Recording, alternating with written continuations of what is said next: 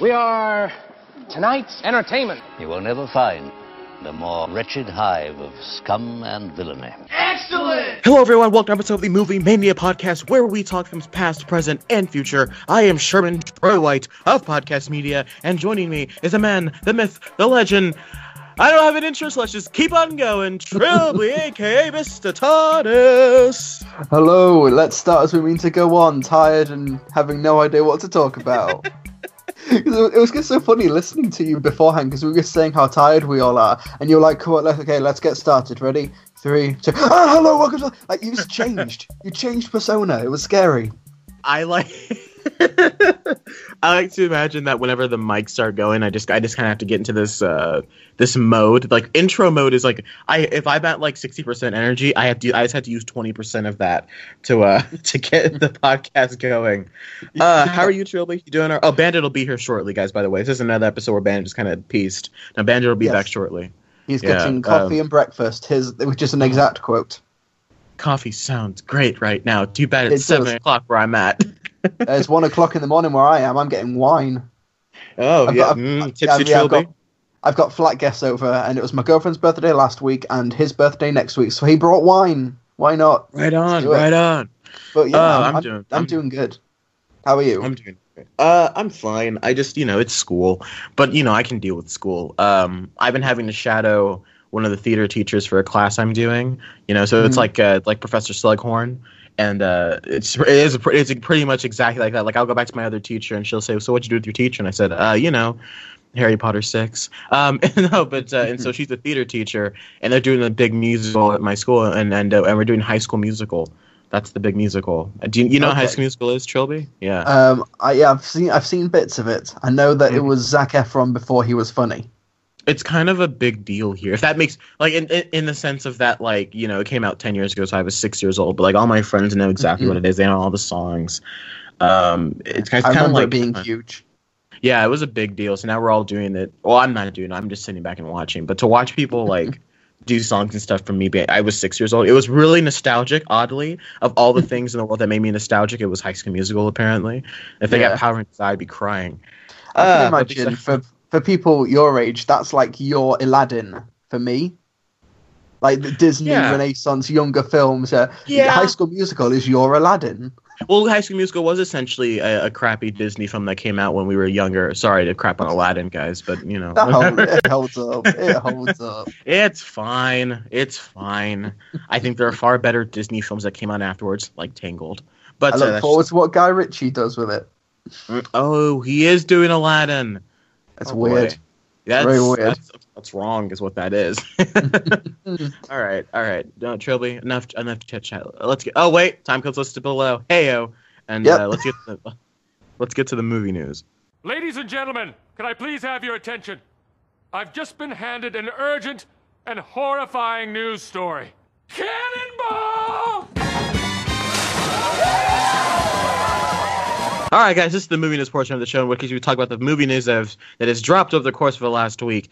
A lot of trailers, mainly this week, that I feel like we should talk about. For starters, James Gunn released a little small teaser for Guardians of the Galaxy Volume 2. Trilbee, your thoughts?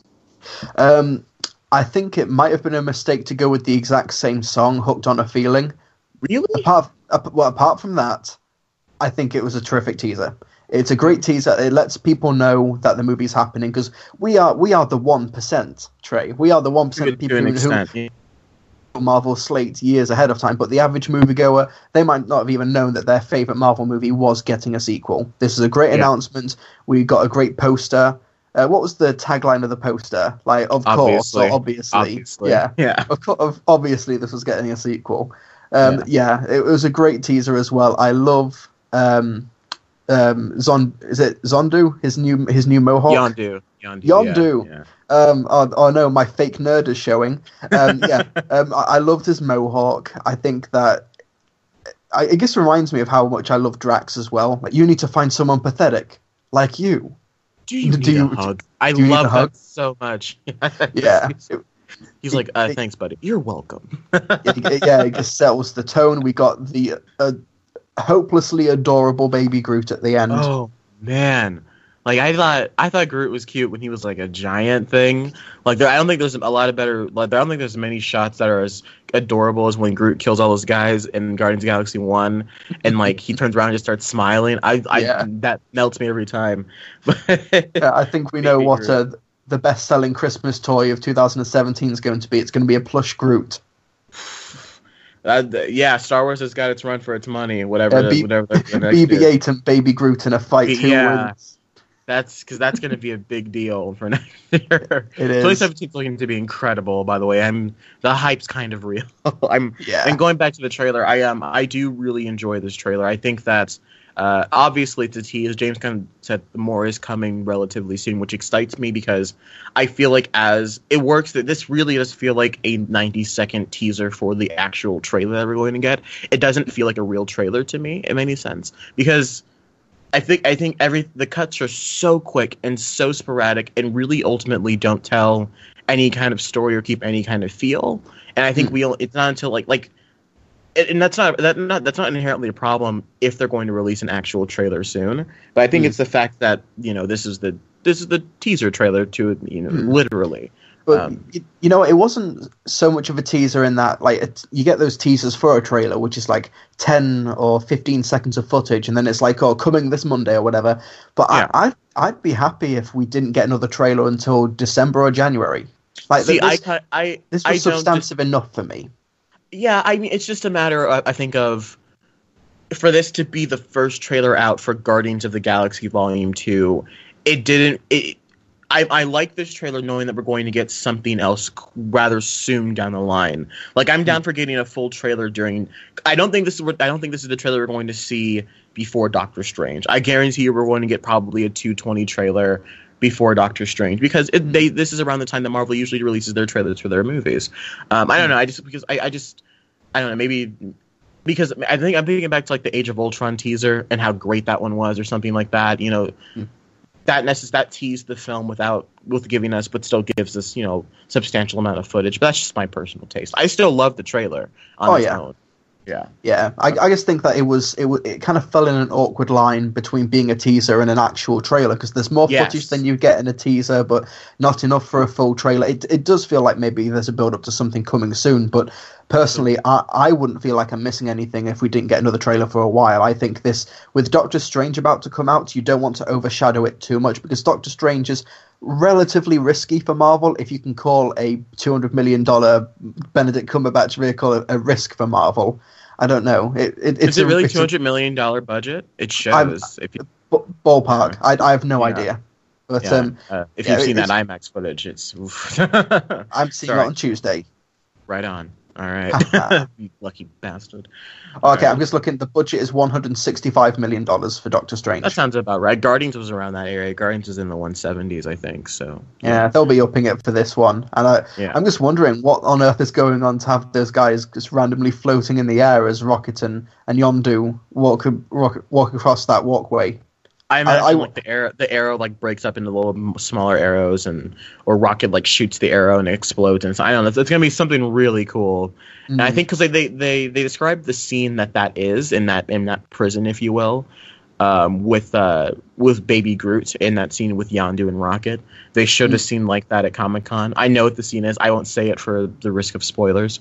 Or if you jump ahead, if you really jump ahead like a minute, to the listeners, I keep forgetting that we're recording a podcast here. Jump ahead in like a minute. Jump ahead a minute for the listeners if you don't want to hear the spoiler. And Trilbee, if you don't mind, I'll keep going. I think I know what you're on about. It's Groot in the prison with Yondu and Rocket. I think I know what you mean. He keeps handing them like different items, and apparently it's really just to show that Groot he's back, but he's not all the way back, which I really like about, because you typically with clones you're like, oh, it's just an exact replica. Well, no, because the memories aren't all there. So I really appreciate that kind of thing with the characters. Anyways, to listeners that are back, Groot is going to be like me after my second or third glass of wine. Like, I'm there, but I'm not all there.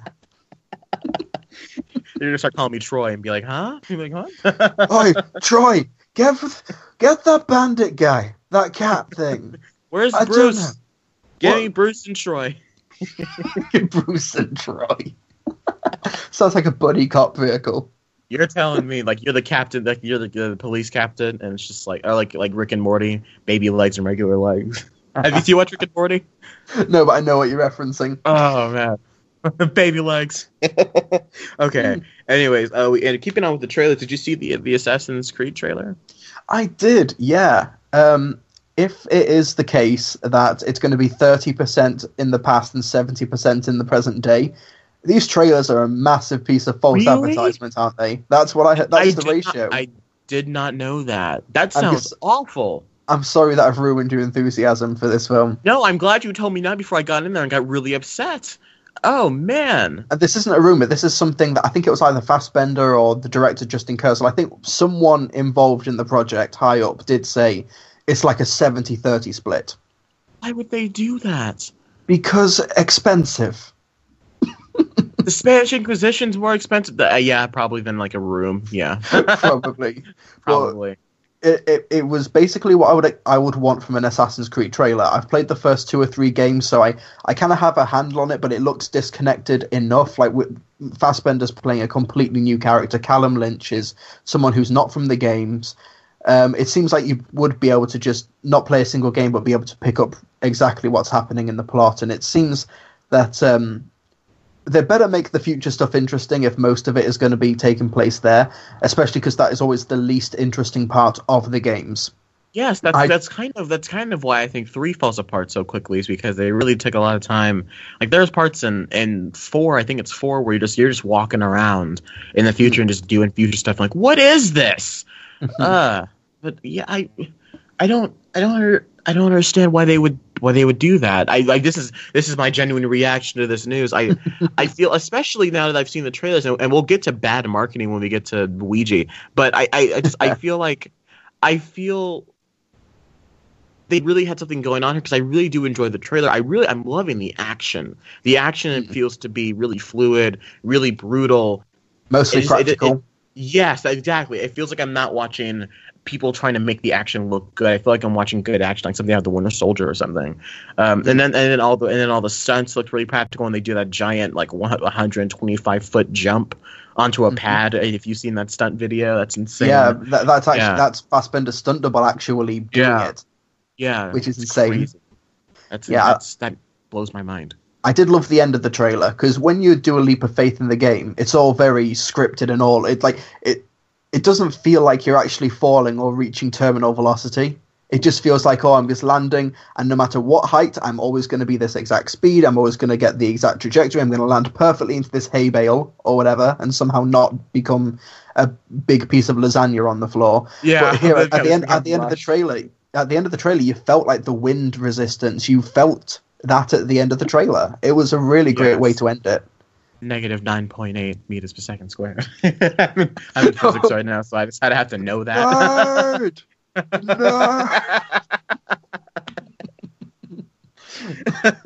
Make sure I don't forget that for the test on Friday. But yeah, it was a solid trailer. I just don't want people to get their hopes majorly up, because it's not just me trying to rain on people's parade. They have come out and said that it's a 30-70 splits. Maybe that changes in the editing room. But that's just a statement that they've said. So it'll be a weird Christmas film. Yeah, will be a weird Christmas. It does come out at Christmas. I also think maybe in the movie they wanted to present the twist that Marion Cotillard's character would be both in the future and in the past. I don't know if that was intended for the actual film, but in the trailers they're quite upfront about it. So I don't know if that's something that maybe the marketing taken away. Yeah, I think so. I think that's her. Either that, or they've got someone who looks an awful lot like her, who is also. You're talking about the woman that's like fighting all those guys and like does that weird like that shot where like she puts up both hands and that she's a female assassin. Yeah, isn't that not Marion Cotillard? I thought it looked more like Jamie Alexander. Oh, or I just done like a whole sexist, racist thing. Like all women look the same. It's okay. We are going to move along. Because people hate for us to do that. 17 days, by the way. People hate when we do that, so we're just going to move along. What talk about ladies? Give our opinion on subjects. Move along. Wonder Woman should not be bisexual. But she should be played by a good actress. I don't know if anyone saw Keeping Up with the Joneses. Actually, did you hear about that in about Wonder Woman? She's now like the female ambassador for the UN. Is it the EU or is it the UN?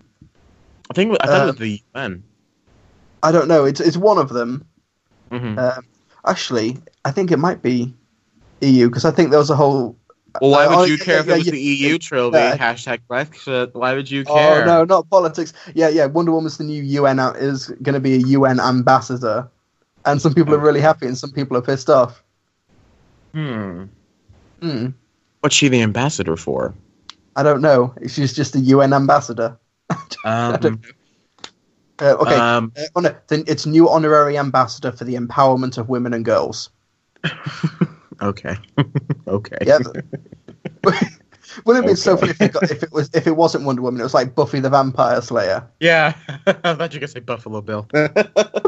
Buffalo Bill is the honorary ambassador for the empowerment of women and girls. Lovely. Wonderful. And speaking was she the great big fat one? We did the great big fat one. Was she the lady Batman? But speaking of female empowerment, what about the Logan trailer? Thank you. Speaking of female empowerment, the Logan trailer came out. I actually, the first time I saw the trailer, maybe it was during the High School Musical rehearsal. It was like someone was talking to me, environment. And I was like, quiet!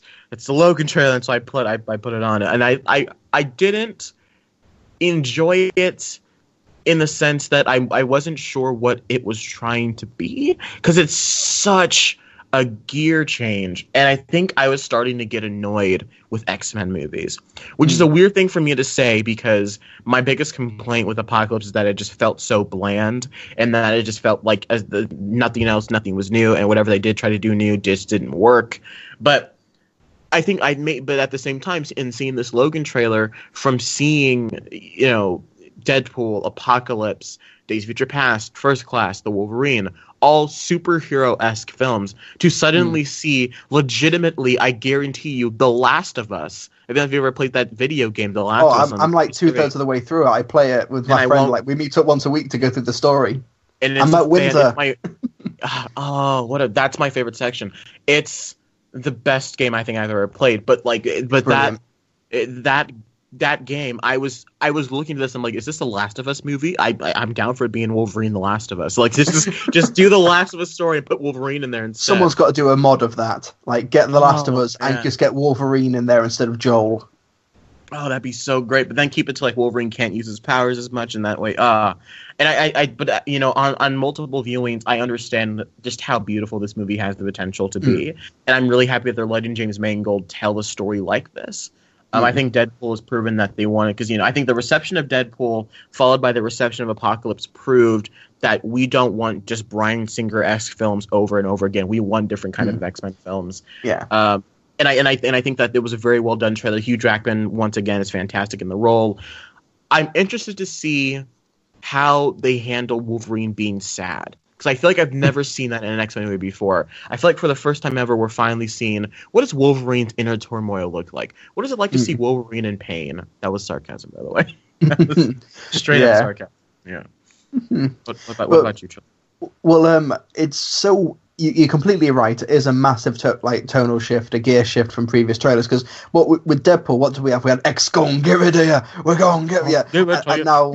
And now we've got Hurt. The Johnny what's the first Johnny time I've ever heard that song, by the way. So there you are. Shows my age again. That's actually a cover of a song, and it's basically. It's the definitive. The cover version is the best version of the song, because the original song just doesn't remotely compare. Because the guy singing it was basically on his deathbed when he was singing it, and it completely comes across when you listen to it. But it is a massive gear shift. So the first Bowie shot his song on his deathbed. Have you ever seen this? Sorry, that's just a random thought I had. Keep going. I'm sorry. Yeah, but it is a gear shift. So maybe the first time I watched it, I was maybe taken aback by it. But on repeat viewings, I loved the trailer. I think it's such a welcome change, because if there is a sign of superhero fatigue, it's X-Men Apocalypse, where it is big bad guy, there's world-shaking, world-ending explosions and stuff in the sky and all of that. It's interesting because like Age of Ultron, I can go back and watch Age of Ultron, and I can still have such a great time watching that movie, and I still really enjoy Age of Ultron. And yet, I tried watching Apocalypse, I nearly slit my wrist. I don't understand. You say superhero fatigue, but I think it might just be mundane fatigue. I think it's the movies. Because Apocalypse seems it feels so strict to formula, whereas Age of Ultron doesn't, and even if it does repeat a few of previous Marvel Cinematic Universe trends, it's still really fun and it's still energetic, and the characters, you still have seen them interact. I think if it wasn't, it's the character. If it wasn't fun, Age of Ultron would be like. People would not like that at all, I don't think. But if the characters sucked like they do in Apocalypse, and if the accents were as atrocious as they were in Apocalypse, and if Jean Grey didn't speak I guarantee it was all ADR. Anyways. Yeah, we're getting to the point where you can't just put superheroes on screen anymore and then expect the critical and audience praise to flow in. Like you could in, say, like the early 2000s, like you could get away with putting Blade or X-Men or these other characters on the big screen, even if they didn't quite resemble their comic book characters. It was just a novelty to see them there. And it's like in the Weekly Planet, just tick off the bingo card for you. Because we've never mentioned. Wikipedia Brown mentions what is it, like superhero movie inflation. Like a movie in the early 2000s was great for the time, but if you judge it now, it doesn't hold inflation or something. I can't remember exactly what he refers it to. But now you can't really get away with that novelty anymore. Like we've seen these superhero team-ups, we've seen these big bad guys destroying the world. You've got to deliver something more or something so different, which is why I think Doctor Strange and Logan and Deadpool and Guardians of the Galaxy are just so different. But then something like Guardians of the Galaxy Volume 2 does run the risk of doing the exact same thing as the first one did. I am so hyped for this movie, but the tone and everything looks so similar to the first one, and I think Marvel only can get away with doing that so often because Age of Ultron is essentially the first Avengers to a certain extent. But that's just another random. Going back to Logan, if I may, looking at it as a standalone movie and watching this character of Wolverine, maybe looking at it more as a trilogy in the same way you can look at Civil War as a trilogy ender. Logan looks to be fantastic, but at the same time, I'm getting really annoyed of the X-Men continuity being so shambled and shuffled around, and clearly they don't know what they're doing. They clearly don't know what's going on over there, because if it's set in the year 2024, then it's set 1 year after Days of Future Past. Why does Professor X look so bad? Why does Wolverine look so old? You know what I'm saying? So, and this is set 1 year after Days of Future Past Good Future ending. So it's just it's things that bother me, but looking at it as a standalone trailer, I think it looks incredible. I'm really excited. I think James Mangold's The Wolverine film, I think that it's good. I don't think it didn't blow me away, but when I watched the unrated cut and just seeing how much blood and violence there was, I'm hoping that we get that, but on the big screen this time. It's not something we have to wait for DVD for, because they did release a red band version of the trailer where the movie's R-rated. Yep, which I'm looking forward to. And in the trailer, we just see that guy get stabbed right in the freaking face. It was amazing. Like that's straight out of the comics. And I think if any of you guys have ever played the X-Men Origins Wolverine game, so good. Far better than the film. And that game is so. One of my favorite scenes is where like it's a cutscene and the guy's like Wolverine's like passed out, or we think he is, and the soldier's like, "Hey, take a picture," and then you just see the claws slice through the guy's face. You're just like, "Ooh, oh man, yeah, I love that game. That game is really fun." Anyway, it's hard though. It's really hard. Yeah, and Wolverine has to destroy a Sentinel because that happened. Yeah, in the movie. like you're flying through the sky, and you're just slicing through a Sentinel, and meanwhile, Mystique's on the ground being a spy, and it's a good game. That's all the news we have here. Trilbee, where are you, Bandit? Yeah, where's How Bandit? long is coffee and breakfast? Almost as long as Netflix and chill. Hey, damn. Let's get to the homework. This week, each one of you has a homework assignment. Your homework is to listen to some real music, get inspired. Is this your homework, Larry? Down with homework? All right, guys, this is the homework portion of the show in which we talk about films we were either assigned to see or just saw on our own. And for starters, I saw a couple of horror films this week, keeping in tangent with our theme. I saw... Oops, whoopee. I finally saw Don't Breathe. After a long wait. Full spoilers, I finally saw Don't Breathe. Spoiler alert. It's pretty darn good. I was really impressed with how maybe 30 minutes of a movie can make up for like 40 minutes of like nothing. Because I think my biggest complaint with a film like Don't Breathe is that there's tension, like a movie like The Witch, that really sets up tension well and just kind of keeps that in like the reason the movie The Witch works so well is because it's like tightening a violin, but The Witch never really lets that string break. It just kind of keeps tightening, so you're kind of on the edge of your seat waiting for something to happen over and over again, and it's just a series of tensions. But Don't Breathe, it really did, or more or less just kind of shows you the violin and doesn't start winding up the string until like 50 minutes in, and then that's when the tension really starts, and then the wire snaps. And I think like the start is so slow and so cliched and so I can't even call it character driven because I felt like I was watching Cabin in the Woods for a lot of these characters. I'm like, oh, it's this girl. Of course she has a sister. Of course her mom's married to a douche. Oh, it's this guy. Of course he wants more with his life. Of course he wants to be a good person. Of course they're all just trying to get out of here.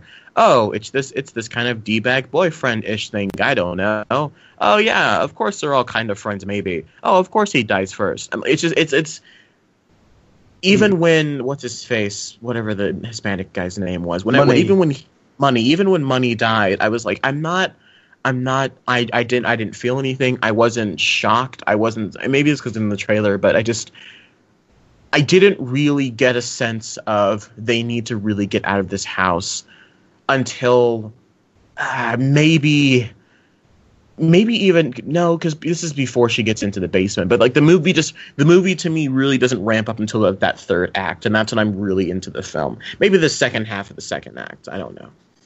But I did quite enjoy the film. Overall, I can say because that last half, maybe not the last, the last half, and maybe I'll give it that, is really fantastic. Everything from turkey baster to the throat. It just the movie I think does so many things, and it's also very bleak in its tone. I know this sounds it's a really scatterbrained review, but just because of this, I think it's a very scatterbrained film. It doesn't focus up until the end. I do think it was really great when we realize what kind of man this man really is. When we discover that scene when she's tied up and he cuts her pants, and then we see the turkey. Oh, hello. Oh, wait. Hello, I'm here. Okay, well, because Bandit's thing went blue. And we see the turkey baster, like, the semen go into the turkey baster. I let out what the a physical noise. What are you guys talking about? I knew what? I knew that. I knew he was going to walk in. Oh my god. Hey, Bandit. Welcome back. I don't know if I want to know what you're talking about. We're just talking about the last time I had wine. Oh, right. I feel you. How are you guys? Oh, myself. I'm so happy. Oh, God, I'm crying. Oh, my God. Hey, Bandit. Hi. It's good to see you. What's going on? What did I do to deserve something so funny? Oh, my God. We were talking about Don't Breathe. We're in the middle of the homework section. Also, you've done these already. Yeah. Do you want to go back and we can catch up on your thoughts on some trailers? That's fine. Sorry, the phone rang, so I had to answer the phone. Yeah, please continue. Yeah, so turkey, the turkey, and where that turkey baster ends up going, I let out a legitimate squeal of like terror and excitement, like finally this movie's going places that I was promised it was going to be going. And I think from that point on, I was down for the whole film. when we find out that he has a person in the basement, and they cut they pull a Silence of the Lambs. You know that scene in Silence of the Lambs where Agent Starling's in the basement and Buffalo Bill has the night vision goggles on, and we see him inches away from her face and she has no idea. There's a scene like that where she's reaching around in the dark and he's right there and he can't see her, and they kind of do a reversal on that, and that had me shaking in my seat. I was, like I said, I was impressed at the same time as I was disappointed. And I thought that it could have been a lot better. I still think it was overall an enjoyable experience, and I think it's a good year for horror flicks. I don't think it's as good as a film like maybe The Conjuring 2 or Lights Out, but it's still an impressive take. And what's his name? Fede Alvarez, I think it's going places that I'm really excited for. 8.4 out of 10. Sweet. Yeah. Yeah. So what did you see? That was Don't Breathe, Bandit. Yeah, Bandit. Did you see anything this week for homework or? Yeah, but I'm not sure whether I should say it here in our main topic, because you guys know I don't really watch many horror movies, so I don't really have a horror movie pitch. But yeah, I watched Nightmare on Elm Street last night.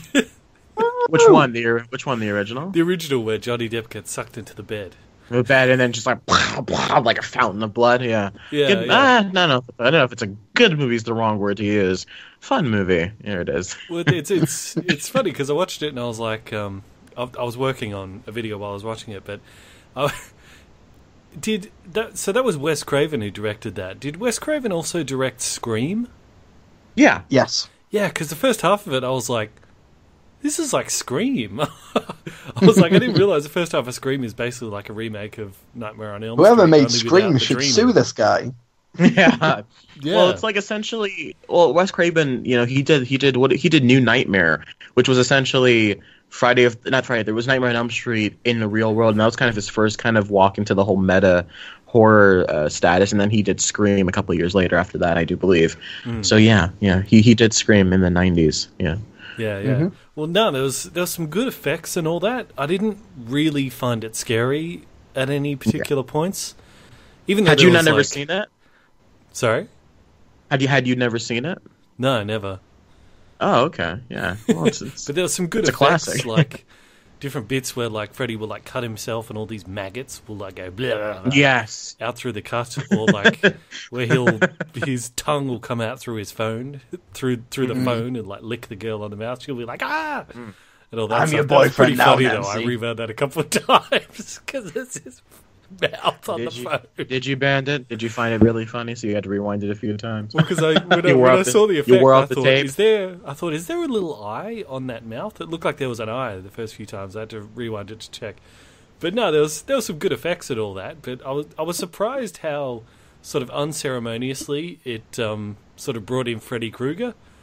I think within the first, I think it's the first or maybe just the second dream, and he's just boom, he's just there. I was like, really? You don't want to build him up a bit first? He's just there with weird long arms extending out and all this stuff. I do really like that effect of him with the long arms. I really like that part. That part to me is the only genuinely terrifying thing in that film. I think is that part with the long arms. Is it the first one where the hand comes out of the bathtub? Yeah, that's it. Yeah. That's in the first one. Yeah, that's a good effect. Yeah, that was pretty. That's pretty cool too. Yeah. Okay. Well, I'm glad you finally got to see a film like. The ending really confused me though. Oh yeah, the ending was tacked on literally last minute during production. Yeah. It felt like one of those things where they're like, okay, we finished the movie, but then they're like, oh, but should we just change it again in case we want to have Freddy again? It's like, yeah, let's just do it. So it was all still the dream, and I was like, huh? So I was like, so does that mean that when she calls her dad and he's like, break down the door in 20 minutes, I will have pulled him out of the dream by then? He just didn't bother. So the whole thing from that point on is all one massive dream. So she sort of like Inception. She thinks she's waked up. She thinks she's defeated him and all that, but she's still actually dreaming. Was that it? No, because Cop wasn't dreaming in Inception, but whatever. No, he was definitely awake, but whatever. Yeah, I know you know what I mean. About. The thing where you think you've woken up, but you're still dreaming. Yeah. Yeah, I know what you mean. Doesn't the first one end with that person getting sucked through that little window? And it's like a mannequin. It's a really bad effect. Yeah. It's really funny. Even that was weird too, because she gets in her car with all her friends, and the convertible like roof things, and it's got the Freddy red and black colours, and she's like, "I'm locked in. Oh no, the car's taking me away." and you're like, "Oh, okay, so Freddy's got her." And then, one more scare. The arm comes through and grabs the mum, and I was like, "So was that the mum's dream, or was that still the girl's dream?" Because if it was the girl's, wait, what? So it's like, you can't jump from dream to dream like that, can you? Bandit's trying to figure out the rules of Nightmare on Elm Street. No, but it's not Inception. You can't dream with someone else, can you? I can don't imagine know. someone in the dream with you, but they wouldn't actually be in the dream with you, right? I think you can share dreams. I think that's kind of the whole point of the franchise, isn't it? You can share dreams. Isn't that the plot of the Dream Warriors, where they all band together in everyone's dreams? Yeah, I just trying to remember. I've not seen Dream Warriors for a while, so I could be completely off base. But, two's the gay one. I know that. Two's the gay one. Oh yes, yeah. I remember. Yeah, but I assume the Dream Warriors, they're the dudes who were doing that Buddhist dream stuff that Johnny Depp was talking about. So they've like trained it up. So there's no reason that the mum and the kid would suddenly start sharing a dream towards the end there. Okay. Anyway, I'll be honest with you, Bandit. Yeah, the ending was a bit awkward and clunky and weird, but yeah, I can see why that got a cult following. I can see why it became a big deal too. It's an iconic film. He's an iconic character. He was. I can't remember. He didn't make a lot of jokes in the first one, did he? I can't remember if he made a lot. He made a lot of quips. He made quips, but it was more to intimidate as opposed to "I'm the star of this movie." Yeah. Okay. It was more like that. Perhaps also the reason I wasn't really scared watching it is I kept remembering the Simpsons episode parody of it with Groundskeeper Willie as Freddy. I kept going back to that. Do not touch Willie. Good advice. Good advice, yeah. And the guy, like, when Freddy like burns, he turns into dust, but then he like sweeps himself up and puts himself in the bin because he's the janitor. Yeah. Very good. Did you see anything, Trilbee? Yeah, I saw Girl on the Train. Ooh, and how was that? It was all right. Yeah, it's all right. Let's work through this then. Yeah, I'd not read the book at all, so I didn't know the big mystery. I didn't know everything that was happening. But basically we have Emily Blunt as this alcoholic, divorced woman who commutes on the train every day to work, or does she? Dun, dun, dun. Yeah, she commutes on this train, and this train goes past these houses, and she, because she's so unfulfilled in her own life, she sort of projects personalities and perfect lives onto these people that she sees as she's on the train. And then she sees this woman who she perceives as having a perfect relationship with her husband. She sees her kissing another man, and that just completely just breaks her brain. And she has a blackout, and this person is actually, and then this woman goes missing the next day. So was it her? Was it someone else? Was it this man who she was found with?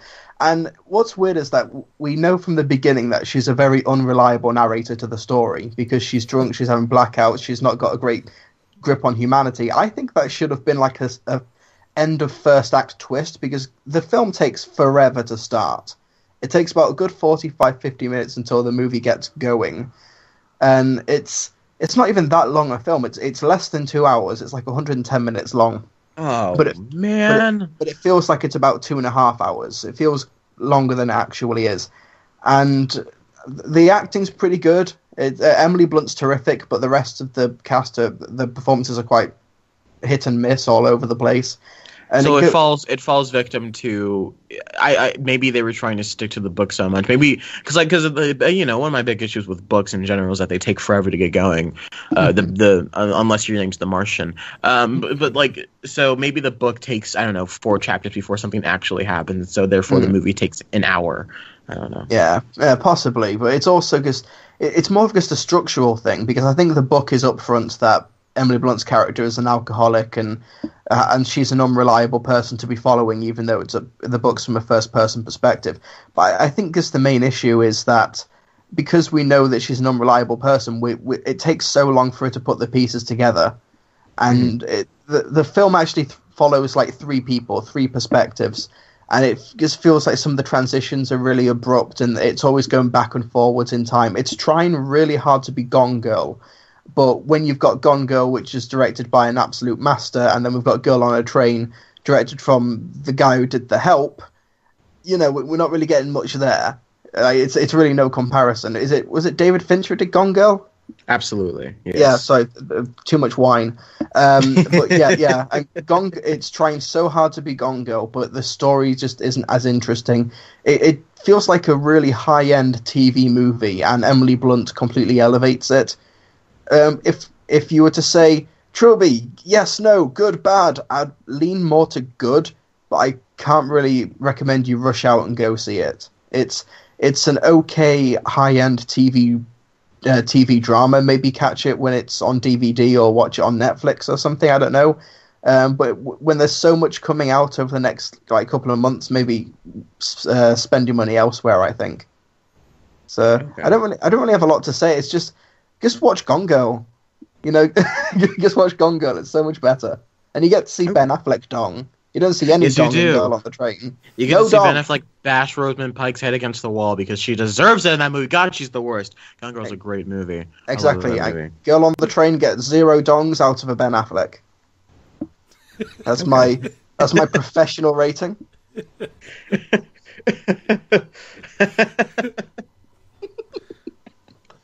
All right. I can say stuff and hope you guys laugh. Oh, the wine looks like the wine is setting in. Right. Okay.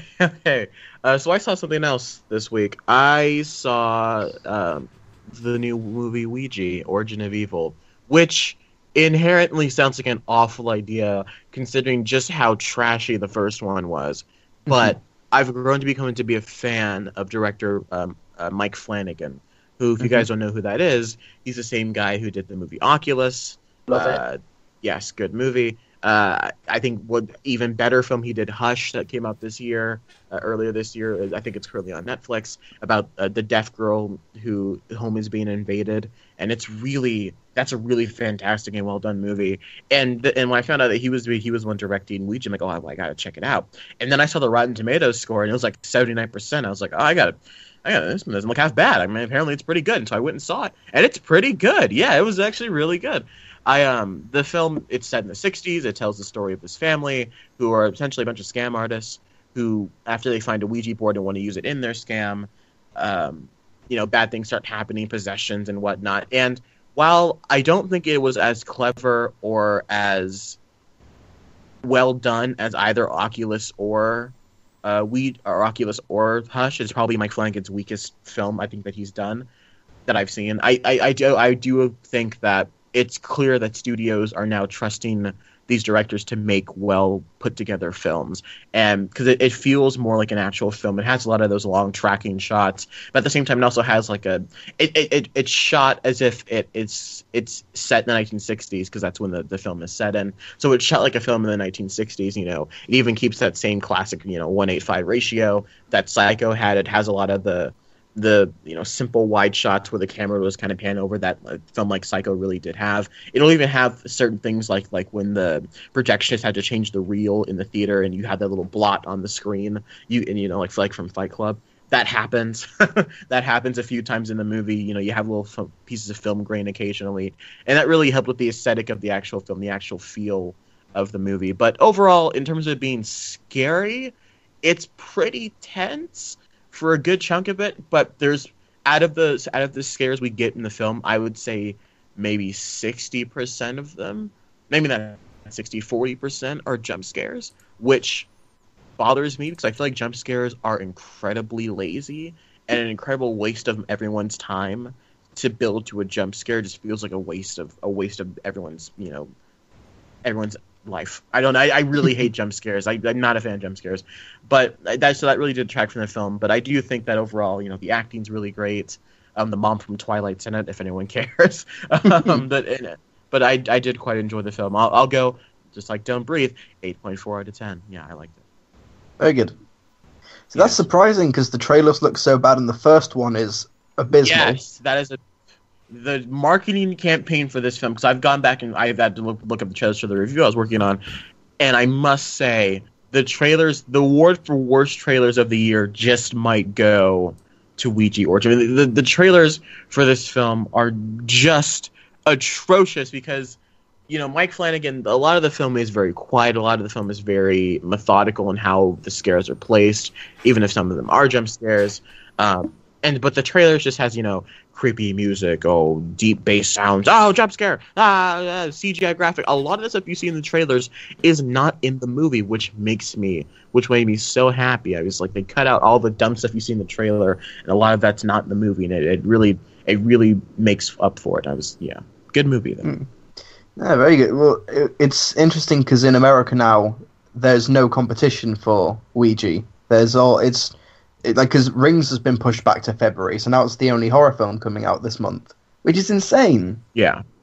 Rings is not coming out for any. Rings is never coming out. That movie's never been released. You've got that Tyler Perry film, which could potentially be horrifying. Yeah. Yeah, no, it's definitely the most traumatizing experience you'll have all weekend. Yeah. But yeah. So yeah, I'll go check it out because I love Oculus. I think Oculus is a brilliant horror film. Still need to see Hush. It's on my Netflix queue. It's fantastic. At your recommendation. You'll really enjoy it. And I don't like overhyping movies because I thought Hush was going to be overhyped because I'd already heard so much. It's not. It's a genuinely good film. Yeah. Awesome. All right. Anyone else see anything?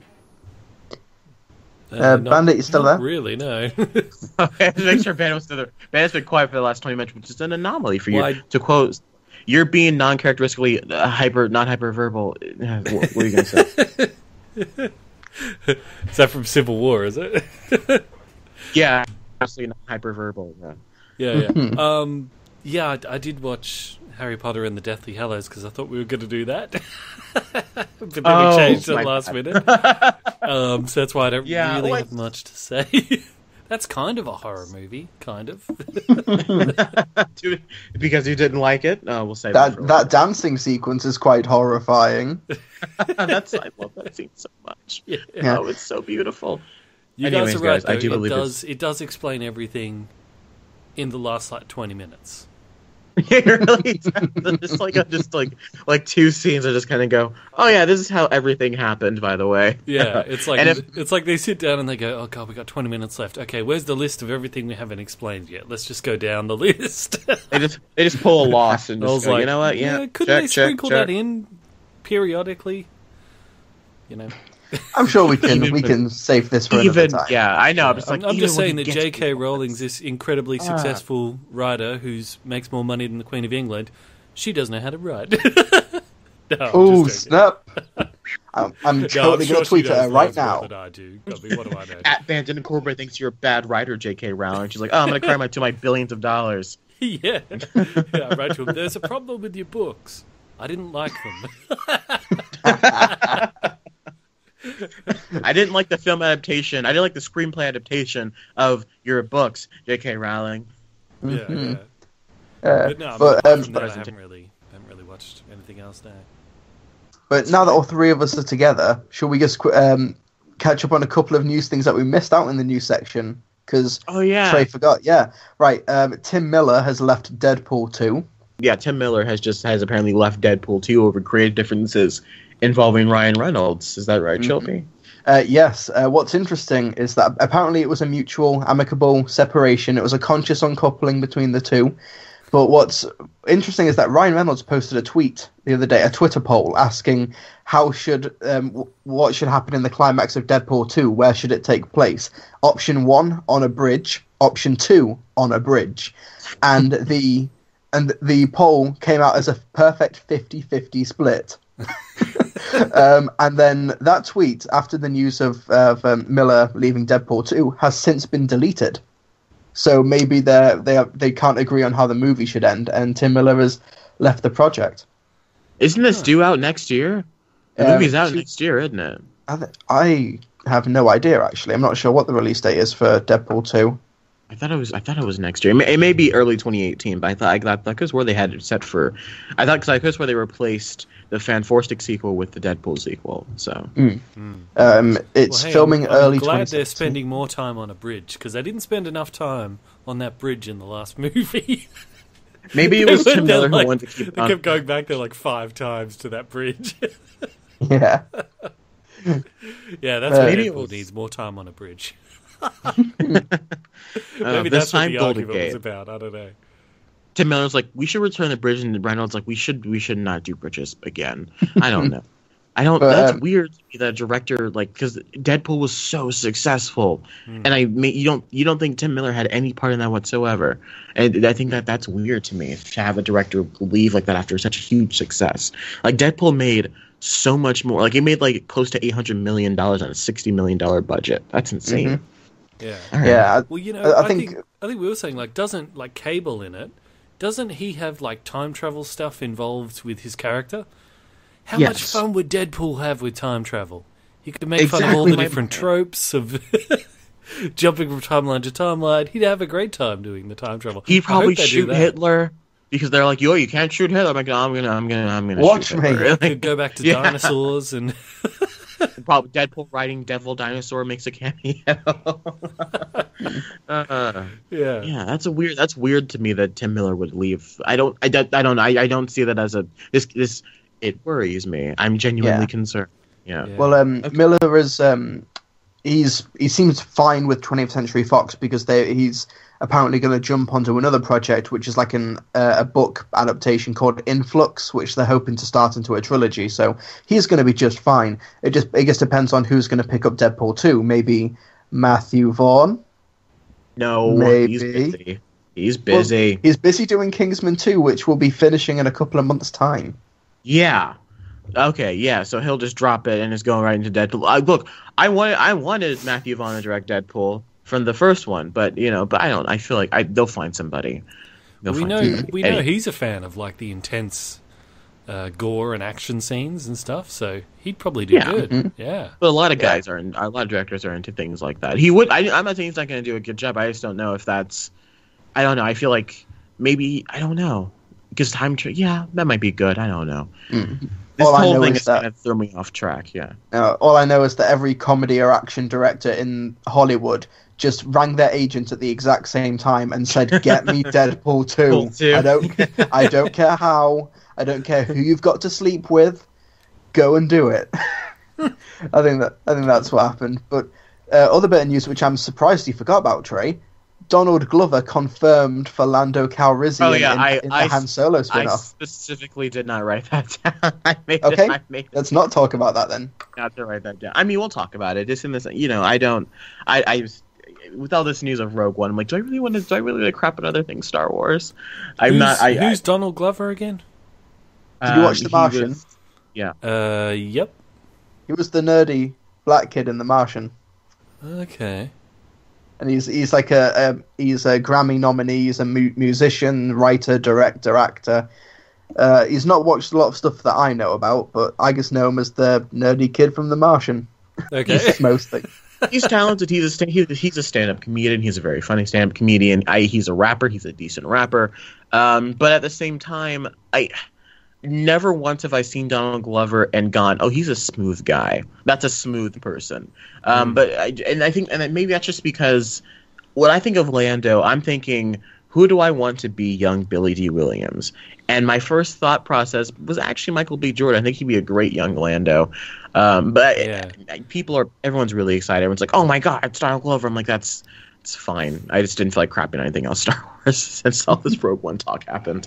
Yeah. Okay. But hey, I guess it's a good chance to give sort of up-and-coming actors a new role, because everybody thinks Michael B. Jordan for that. So, let's give someone else a chance, please. Yeah. Yeah, someone else a chance. all he needs to do is like he'd just be in front of a mirror just going, "Hello, what have we here?" Just practice that over and over. That's the test. I'm like, how well can you give me that line, and how well can you speak to me and feel like, oh yeah, I know exactly. Hello, what have we here? Everything you need to know about the character is in that line. If you can get that line, you're set. Everything about Lando was in that first scene in Empire when they meet him at Bespin, and they just they have that chat, and then you brought friends, and then he sees Leia. Oh boy, yeah. All right, all the news we got. Is there anything else, Trilbee, that I missed? Well, there's also this, that. No, I'm kidding. Okay, thank you. I think that was all. All right. And well, with that case, let's go to our feature presentation. And now, our feature presentation.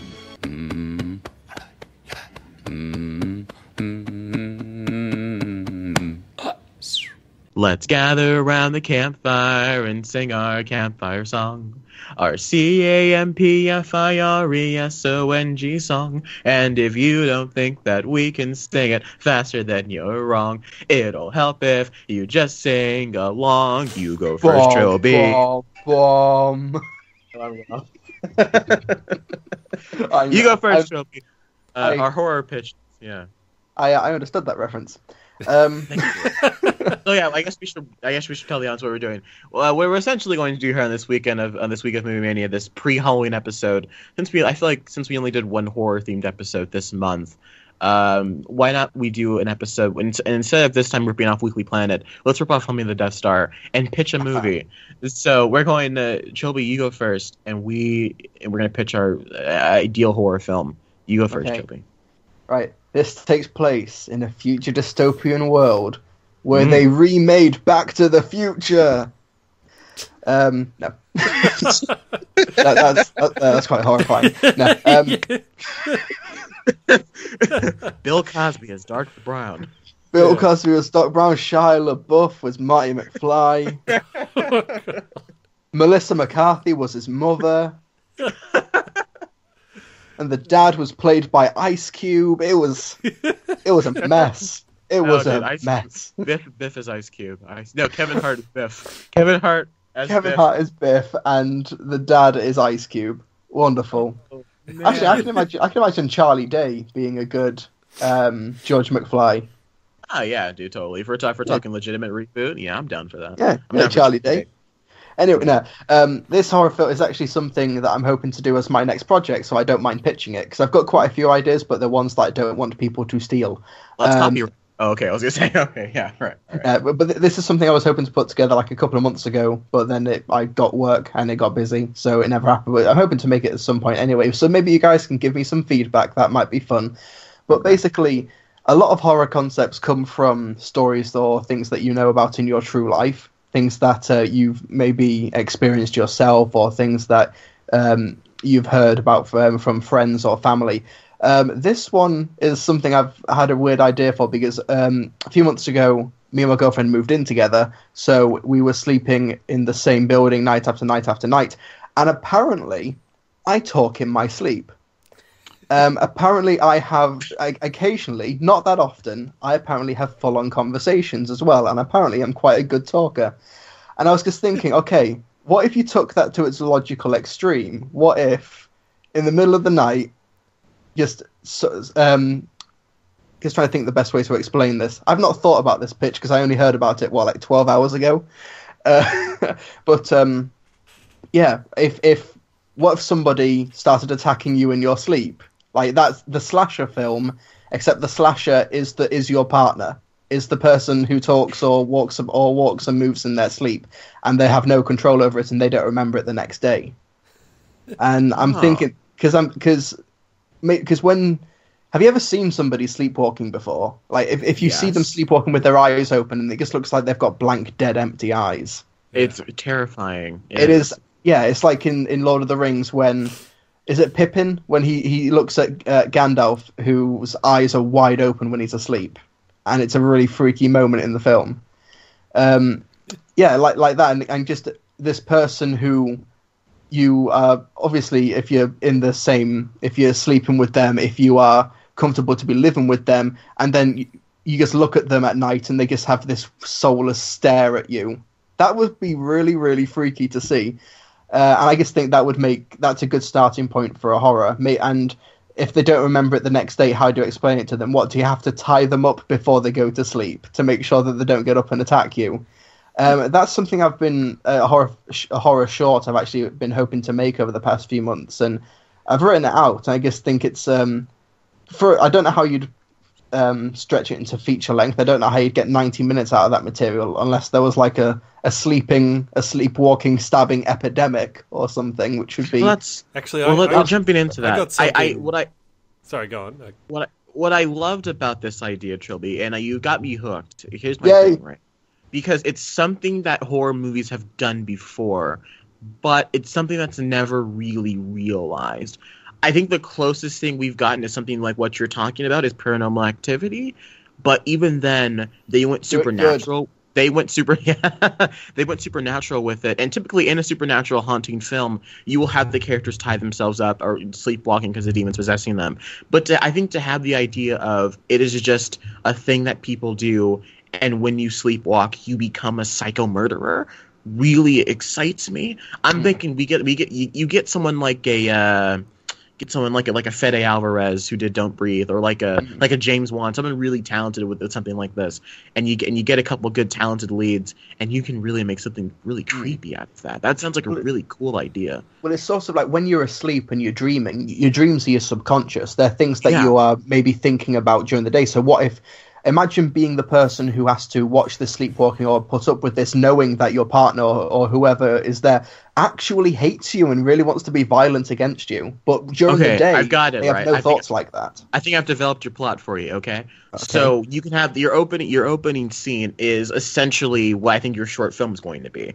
Where someone's sleeping and suddenly the person wakes up and realizes they're being stared down intently by their significant other, just staring down, blank stare, no expression, and then they get killed. And maybe you can have the person wake up and realize maybe this person's been now taken to an insane asylum, and this person who is now going to be our main character has been introduced into this world where we understand that this is an epidemic that's not only happening to one person, but several people. And so now they are now taken to an insane asylum where something kind of like the Stanford prison experiment where Bandit. This is where you can I'm going with Bandit. So now you can have like a scientist or a doctor kind of have them all stay in an area. And handle and see why this happens, and then you can have, I don't know, maybe the facility shuts down or something, and now they all and the main character has to try to get out and avoid the sleepwalkers, and just something that's really creepy. You know what I'm saying? So like that's what I'm like, get like a Fede Alvarez or a James Wan, someone who's really good with tension. Now I'm just imagining like The Last of Us, except instead of clickers, it's sleepwalkers. Oh, it's exactly like that scene in The Last of Us with the clickers in the mall. Exactly like that. But just the whole movie just like that. Or the third act essentially that. Yeah. Yeah. The plan I had, because you go, Bandit. You've not spoken. So. Yeah. Well, I had some ideas too. Go for it. Maybe something you could work in is because they say you shouldn't wake up a sleepwalker because they freak out. So maybe you could bring it in that as long as they're sort of sleepwalking and they're undisturbed, they're okay. But if you wake them up or disturb them or something, then they freak out and turn into a serial killer. So you could add in like that thing of tension of like the sleepwalkers walking around the house, but you're like, just don't move, don't make a sound, because if you do, they'll just be like, or don't get in their way. You can have something like say they're in the facility, for going back to that, and like say like I don't know, it's a thunderstorm happening outside, and then the power goes out, and then till the emergency lights come on, and like they the sound of all the lights coming on, well, once that kind of doosh of all the lights coming on kind of like sets the mood, or like the lights are flashing, that kind of like doesn't wake them up, but it sets them into that stage, and suddenly it becomes from being this really kind of tense, kind of creepy thing that it's happening to people to suddenly being this insane, like The Raid meets, I don't know, Evil Dead, just violent and horrible, like the church scene in Kingsman, but a bunch of sleeping people. You know what I'm saying? Like something like you can have this kind of big shift in the third act of like this really violent ending. Yeah, but then you'd have to make the sleepwalker like maybe like a martial arts instructor or something. See, that way they could really do some damage when they're sleepwalking. All of them are Bruce Lee. They just karate chop everything. It's one of my favorite shots of the movie, and Don't Breathe. It's in one of the trailers. You know what I'm on about, Trey. When the nerdy guy, comes back into the house after Money's been killed, and then he's walking down the corridor. Then all of a sudden, the blind man just rushes around the corner and barreling through. He comes barreling. No idea that the kid's there, so he just has to hug the wall as he walks past him. Really, and it's in one unbroken shot. It's a brilliant moment, and I'm just thinking something like that. If you don't want to disturb them. One of my favorite parts in Don't Breathe, and going back to something similar to that, is when the two are talking in the closet, and so we gotta get out of here. We gotta get out of here. We gotta go to the basement, and they're like, probably my friends, they're hauling ass to the basement door, and the basement door just like slams open, and it's a silent shot, and I legitimately jumped out of my seat. I was like, it's like, oh god, and then you're holding your breath with the viewers, making sure that nothing happens. You're just sitting there, just like, it's like when you played hide and seek when you were a little kid, and you were the fat kid, so you didn't want to make a lot of noise, and so you hid in the closet. that sounds like it's coming from a very real place. Very personal place. But yeah. What I was thinking about, because this is actually a real thing. People committing acts of violence or murder in their sleep. There's even a name for it. It's I'll try not to butcher the pronunciation on 3 glasses of wine. It's homicidal somnambulism. It's homicidal somnambulism, something like that. Where people have otherwise docile or peaceful people have been known to just commit horrific acts of violence in their sleep. There's even a documentary about it on Netflix. So this is like something that's very rare, but apparently happens. Although some people speculate it's like they use it as a defense when, like, in court to excuse their actions to try and get lighter prison sentences. Yeah. Or but what I had in mind is because maybe 15-20 minutes long. Although the ideas you've given me have made me think this could be maybe a feature. Is just takes place entirely in the home or entirely in the apartment. And it just escalates, like night after night. It gets more violence. Like at first, it's just talking in the sleep, and maybe this person in the sleep is actually a very sensible, very well behaved, reasonable, rational person in their sleep. But then, as the nights go on, kind of like Paranormal Activity, when the paranormal activity actually gets more prominent and much more violent and dangerous as the nights go on. Maybe something like that. So there is the sense of progression. But that's something I've had in mind. It's bouncing in my head. You can even have it where like they'll have a conversation with an unrandom, like a random person, but and then maybe have a thing of like where they're having a conversation with their own psyche, and you can really like go places with that, of where like maybe night 1 is just them making like a couple phrases, a couple of words, and then by night like 5 they're having full on conversations and they're talking about things. And then, like, night 5 ends with a person going, so then tomorrow, that's when we do it. And then, like, in a completely different voice, you hear yes. And then, like, it's like dawn. And so now you have the significant other trying to figure out what is this? Well, it might be a she, but like, what are they going to do with this person sleeping next to them in the bed? And then night 6 is when like it hits the fan. Yeah. Right on. Another idea. This might be completely different than what you want to go with, but I'm thinking, what about if when you're sleepwalking, you're totally susceptible to, like, what someone else says? Like, let's say if there's a guy who's sleepwalking, and the wife is like, go and knife the dog, and you'll be like, and you go and knife the dog. Well, actually, that was something I actually thought about earlier when I was first coming up with the idea. Yeah. Like, she could be having let's say she is having conversations with the sleeping guy. Like she's maybe talking about somebody who she hates at work, and then that person at work disappears the next night. Yeah. Maybe, or something that. I thought, like, maybe you could make it that. It's kind of this ongoing thing that, like, this wife, she knows her husband always sleepwalks and he does all this sort of stuff, but then she finds out that he's secretly having an affair, so she orchestrates this thing where to make him murder the woman while he's sleepwalking to get back at both of them, sort of thing. Or this could be like this guy, yeah, like you could, like, if you want to do like a full feature thing, you can even like open this could be like a Gone Girl kind of thing, of where you open the film with the guy in court and sitting in front of him and be like, I don't know what you're talking about. I did not do anything. And then it's not till like the end of the film when he's going to jail and the wife's like, you sleepwalk or whatever. And you work through the clues and you figure out that the wife pulled this whole thing off. She orchestrated this whole thing. And it's, you could really go places with that idea, Trilbee. That's a really good idea. But yeah, I think there's a lot of potential with this. Like, even if you could even play it as awkward comedy at the beginning before it escalates. Like, apparently, I don't remember this, but apparently when I was young, maybe like 4 or 5 years old, I sleptwalked, and then I just woke up in my toy box.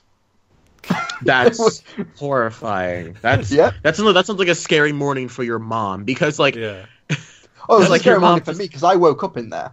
Your mom's no, but it's like you're like 4-year-old children at nighttime are just inherently creepy altogether. Sleeping children, like sleepwalking children, sound even worse. But to walk in the room and have your son be like, Trilbee, oh, where are you? I like how it's just like 5-year-old me with a Trilbee hat on and the blazer. And then like the mom's just looking around, and then you see the toy box like lift open. It's like, oh, I'm here, Mom. And I imagine your mom like that would sound awful. That sounds awful. See, now you've said that idea, someone's going to steal it, because maybe there's so many different things you can do with that, because it's like, you could make it that the guy, because he sleepwalks and he keeps waking up in weird scenarios, so he's like trying to sort of uncover, like get clues of finding out what's happening when he's sleepwalking, and maybe he suspects someone's manipulating him in some way, so you could like piece it together like that, yeah. Like The Hangover meets Gone Girl. yeah, like The Hangover meets Gone Girl. I'm hoping to maybe film it in December and January, because that's when the nights are really long, and then if it's going to take place mostly at night, you want the most amount of filming possible. You need a good actor to do the sleepwalking. Thankfully, I know a lot of people, but yeah, it's something I'm hoping to put together. I wanted to make it a few months ago, but circumstances prevented me from doing so. But it's just interesting reading stories about this. Like you hear stories about I think it was someone in Arizona who stabbed their wife 44 times in their sleep. Wow. And yeah, it's messed up, and there's precedent for this. And it's kind of like one thing I love about Don't Breathe, going back to that, is because there's no supernatural element to it at all. And I think that kind of makes it a bit scarier, because it really grounds it. And I think even though this is something very creepy and maybe inhuman, depending on how you might adapt sleepwalking or dream states and stuff, it is still very much grounded. So that's my idea. I could give it a pretentious title, like Homicidal Somnambulism. Or, just steal it from everyone before I wake. Or, or the At Rest. I like that title, At Rest. At Rest. At Rest. The Sleeping Dead. No, that's all. The Walking Sweet Dreams. Sweet Dreams. That's your title. Sweet dreams are made of these. Who am I to disagree? Oh wait, copyright. That's mine. Sweet Dreams. Don't take it. It's mine. Well, there's property of Sherman White. Yep. Well, there's actually a novel, because there's a French police detective who was investigating stuff like this in the 19th century, and he wrote a book about it, called The Two Lives of Robert Ledru. And I think that, obviously, you're not going to nick that name, but a double life, The Two Lives of so and so. I don't know. Well, although that would be blatantly ripping off the title of a book, so maybe not. There was a real serial killer they called the Night Stalker. Maybe you could have Night Stalker, Night Walker, something like that, or Nightcrawler. Nightmare. Starring Jake Gyllenhaal is. But the Jim Cummings Nightcrawler for Jake Gyllenhaal is actor Jim Cummings in as Cody Smith McPhee as Nightcrawler. McPhee. Written and directed by Christopher Nolan. Pretending to be Bryan Singer. All in a dream. Oh god, that's trippy. But yeah, that's my idea. I've got a few more, but I don't want it, because one of them is like a horror drama, which probably is not scary, but it's something I wanted to do. But I'm not going to pitch it here because the witch is terrifying. That's a horror drama. Fair enough, but I'm not going to pitch it because I definitely don't want people to steal that one, because it's more original in my opinion. But hey, that's mine. Homicidal Somnambulism. I know. You're gonna have to shorten it to just Homnom. Homnom. Very good. Or Homicide. No. Homicide. From director Trilbee of and produced by the Movie Mania podcast. Homicide. From the director of The Christmas Detectives comes something completely unlike that. Yeah, there's also a phenomenon that's like the opposite of sleepwalking. It's called a waking dream, where you wake up but your body's still asleep, so you're basically just paralyzed, and you're like, you can't move. Sleep paralysis. That's a real thing. Yeah. Here's my thing on sleep paralysis. Right. So, now that we're talking about dreams, I've done this to where it's not necessarily sleep paralysis, but it's like your brain has fallen asleep, but your eyes are still kind of open. In that sense of like maybe like you're about to fall asleep, and to you, it's like in kind of like Nightmare on Elm Street where Nancy is in the bathtub and the hand comes through. You know what I'm saying? But it's something like you think you're awake, in reality you're actually very much asleep. And typically what'll happen is I'll wake up and I'll be like in my room like, oh, I'll be asleep, and there'll be someone standing at the foot of my bed, and then something will just grab at me and I'll jump and wake myself awake. And so that's that. You're right, Ben. That is a definite real thing, because that happened, and it's terrifying because you're just sitting there and you're like, oh, I'm actually asleep, but I'm actually I don't know why I brought that up. I just feel like saying that it's creepy and it's terrifying. And now, Trilbee, you've got my brain thinking now. Thank you. If you should die before you wake. Oh, this summer, don't let the bed bugs bite. Yeah, that's a good one, Trilbee. I like that. Yeah, that was really. I thought I had a good one, and then you just came under my nowhere near as good as what. My work here is done. Good night, everybody. You can find me on the Film Brits podcast. You can find me. I gave Trey a mention on the Film Brits podcast last time because it was his birthday. So I did. I thought you listened to my podcast, Trey, but now I've caught you out. I'm behind. All right. I listen to your podcast, but I haven't listened to the latest one yet. Okay. Yeah. All right. Oh, thanks very much, Trilbee. Thanks for the birthday wishes, Bandit. Appreciate it. Okay, so my horror pitch is it's a bit less good. Probably. I'm sorry. No, it's fine. No, it's a bit less realistic to an extent, and it's a bit more fantastical, if that makes any sense. Than Trilbee's. Supernatural. Supernatural is the wrong word. Trilbee's is very grounded. Mine's a bit more unrealistic to an extent.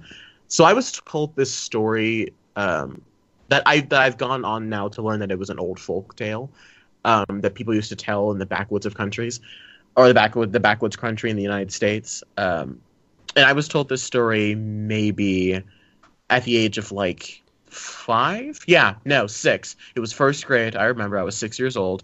And I was sitting in music class, and they were just like, "Happy Halloween, guys. It's time to tell a scary story." And my teacher got out her violin and told the story of this old, like, folky tale horror flick. And it essentially tells the story. It's called Taily Poe. And if anyone that's listening to this podcast knows me, then I know how much I love this story. And so when I think of, like, a dream horror film, I'm like, well, can they make Taily Poe a thing, please? And get the guy that did The Witch, get Robert Eggers to do it. Have you seen The Witch, Bandit? No. It's really, really good. You should check it out. And I talked about this with Trilbee on the Unaired podcast. Yes, I remember. And I'm very much impressed with that film. But anyways, yeah.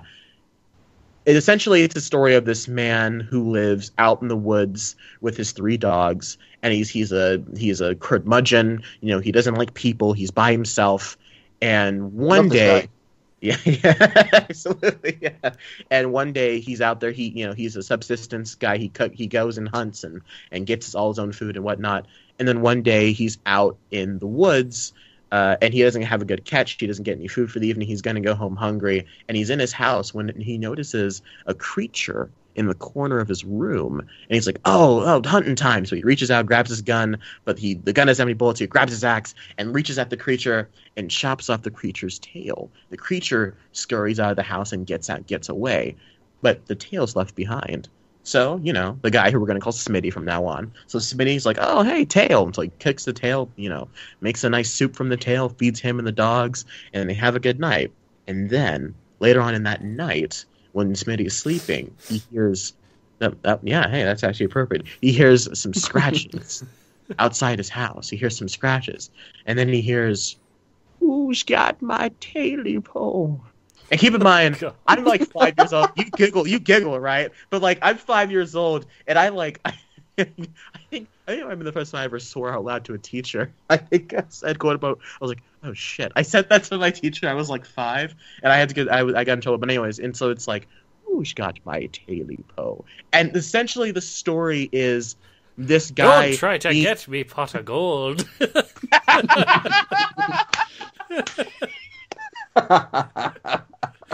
He sounds like the leprechaun. Bandit, you must have had so much fun editing that Leprechaun Chucky video, just finding that footage. Yeah. Oh, actually, sorry, Trey. Well, just real quick, I did find it interesting that Warwick Davis, he's been in like pretty much every Star Wars movie, but it's not until Leprechaun 4 in space does he actually get to use a lightsaber. I thought that was pretty hilarious. Kills a guy with a lightsaber type thing. But yeah, anyway. Sorry, Trey, please continue. Who's got your taily-po? I just Way to destroy the atmosphere. I just got over laughing about that. Oh man, I'm in tears. Oh, it's good to see you back, Bandit. No, it's essentially the story. Long story short, is about. It's essentially this guy being hunted down by this creature who is mad because its tail was stolen.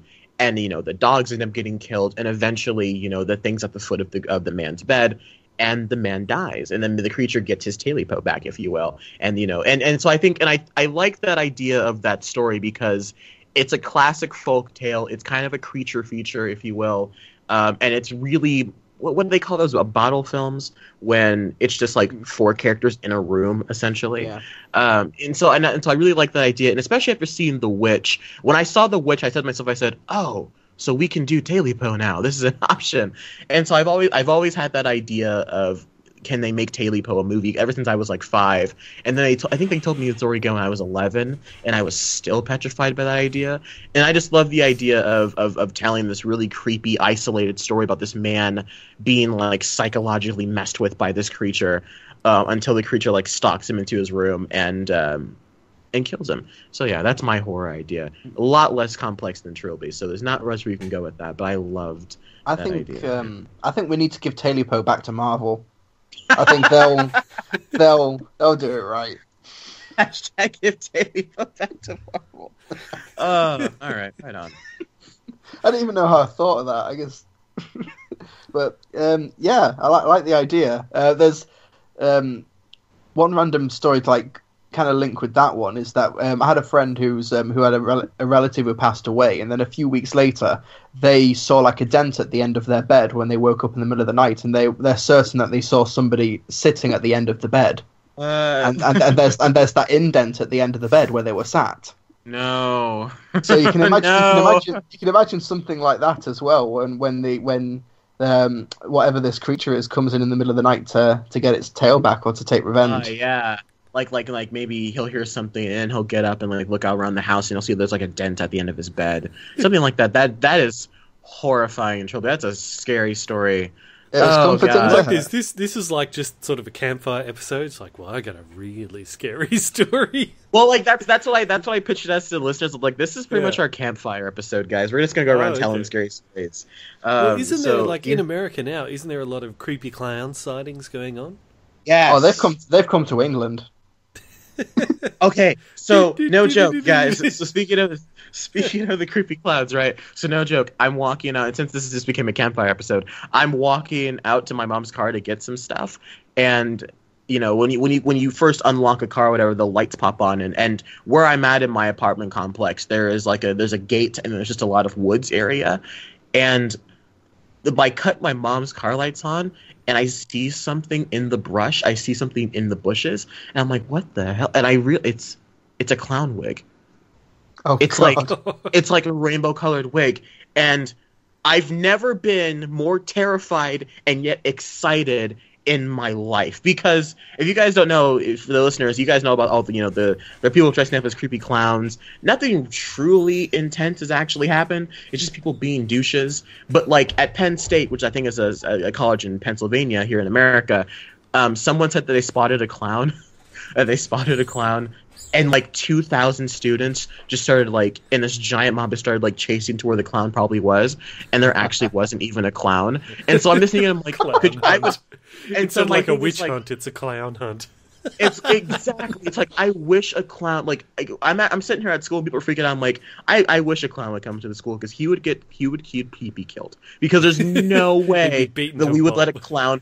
Everyone hates clowns, and so yeah. But that's just my See, I can understand why this. I know why this clown craze could pick up in the UK, but in America, where many of the citizens have guns on them, I wouldn't even dream of pranking an American. So in a country with a quarter of a million firearms, it's probably not a good idea to dress up as a clown. Unless you're dressed up as the Joker, then it's okay. Yeah, and you've got one of those comical guns that go bang when you pull up the trigger. Like, I'm walking home. Bang, I'm walking home from my long walk that I did today because I needed to do a long walk, and I see a guy in the car, and in the passenger seat is just this guy in a clown mask, and I like stopped for a few seconds and I said, "You better not." And like, it's just this whole clown craze has just been terrifying. Well, I did hear an urban legend of like one of them babysitter stories. You know those babysitter stories that always go around. Yes. Where it's like some woman's like, I know where this is going. Some woman's looking after a kid and all this, and the parents call in later on. They're off having date night, and they're like, "Oh, how's it all going?" And she goes, "Oh, yeah, fine." She goes, "But that life-size clown model you got in the kid's room is really kind of freaky." They're like, "The what?" We don't have a we don't have a life-size clown model. Yes. Yeah, I've heard this. That's an oldie, but a goodie. Urban legend stories freak me I'm a really jumpy person, and so like, I've got here's a true story because I read it in the paper, and it's even more creepy. This is a dude was able to hack into a baby monitor.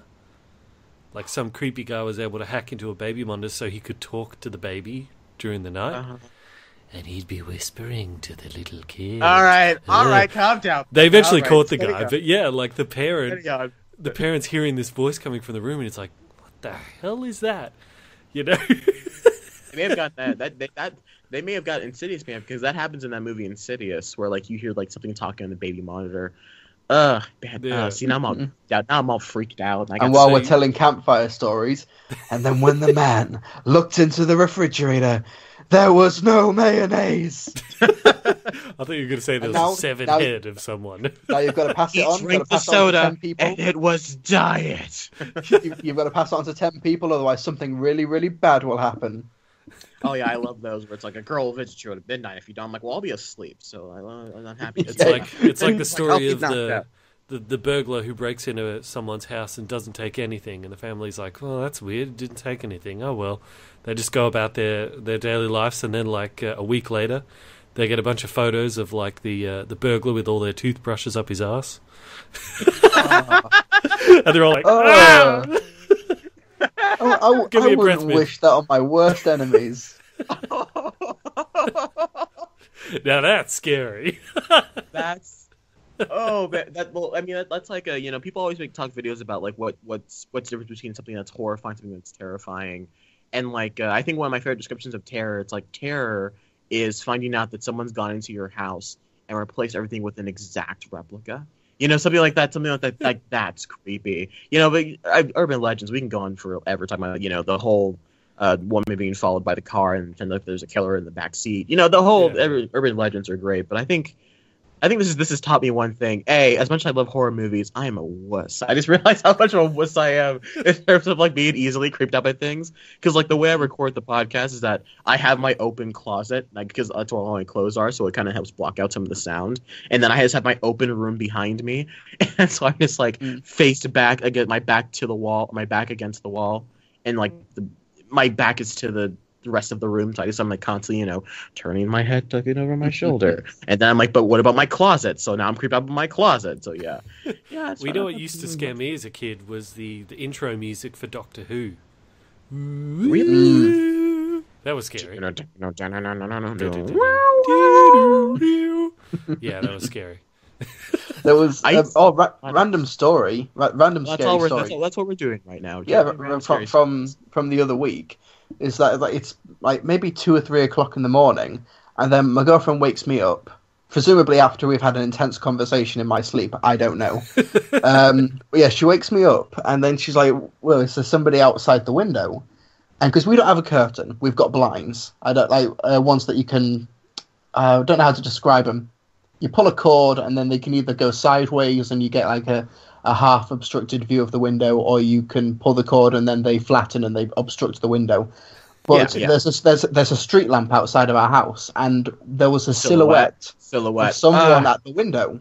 No, we are on the ground floor, and yeah.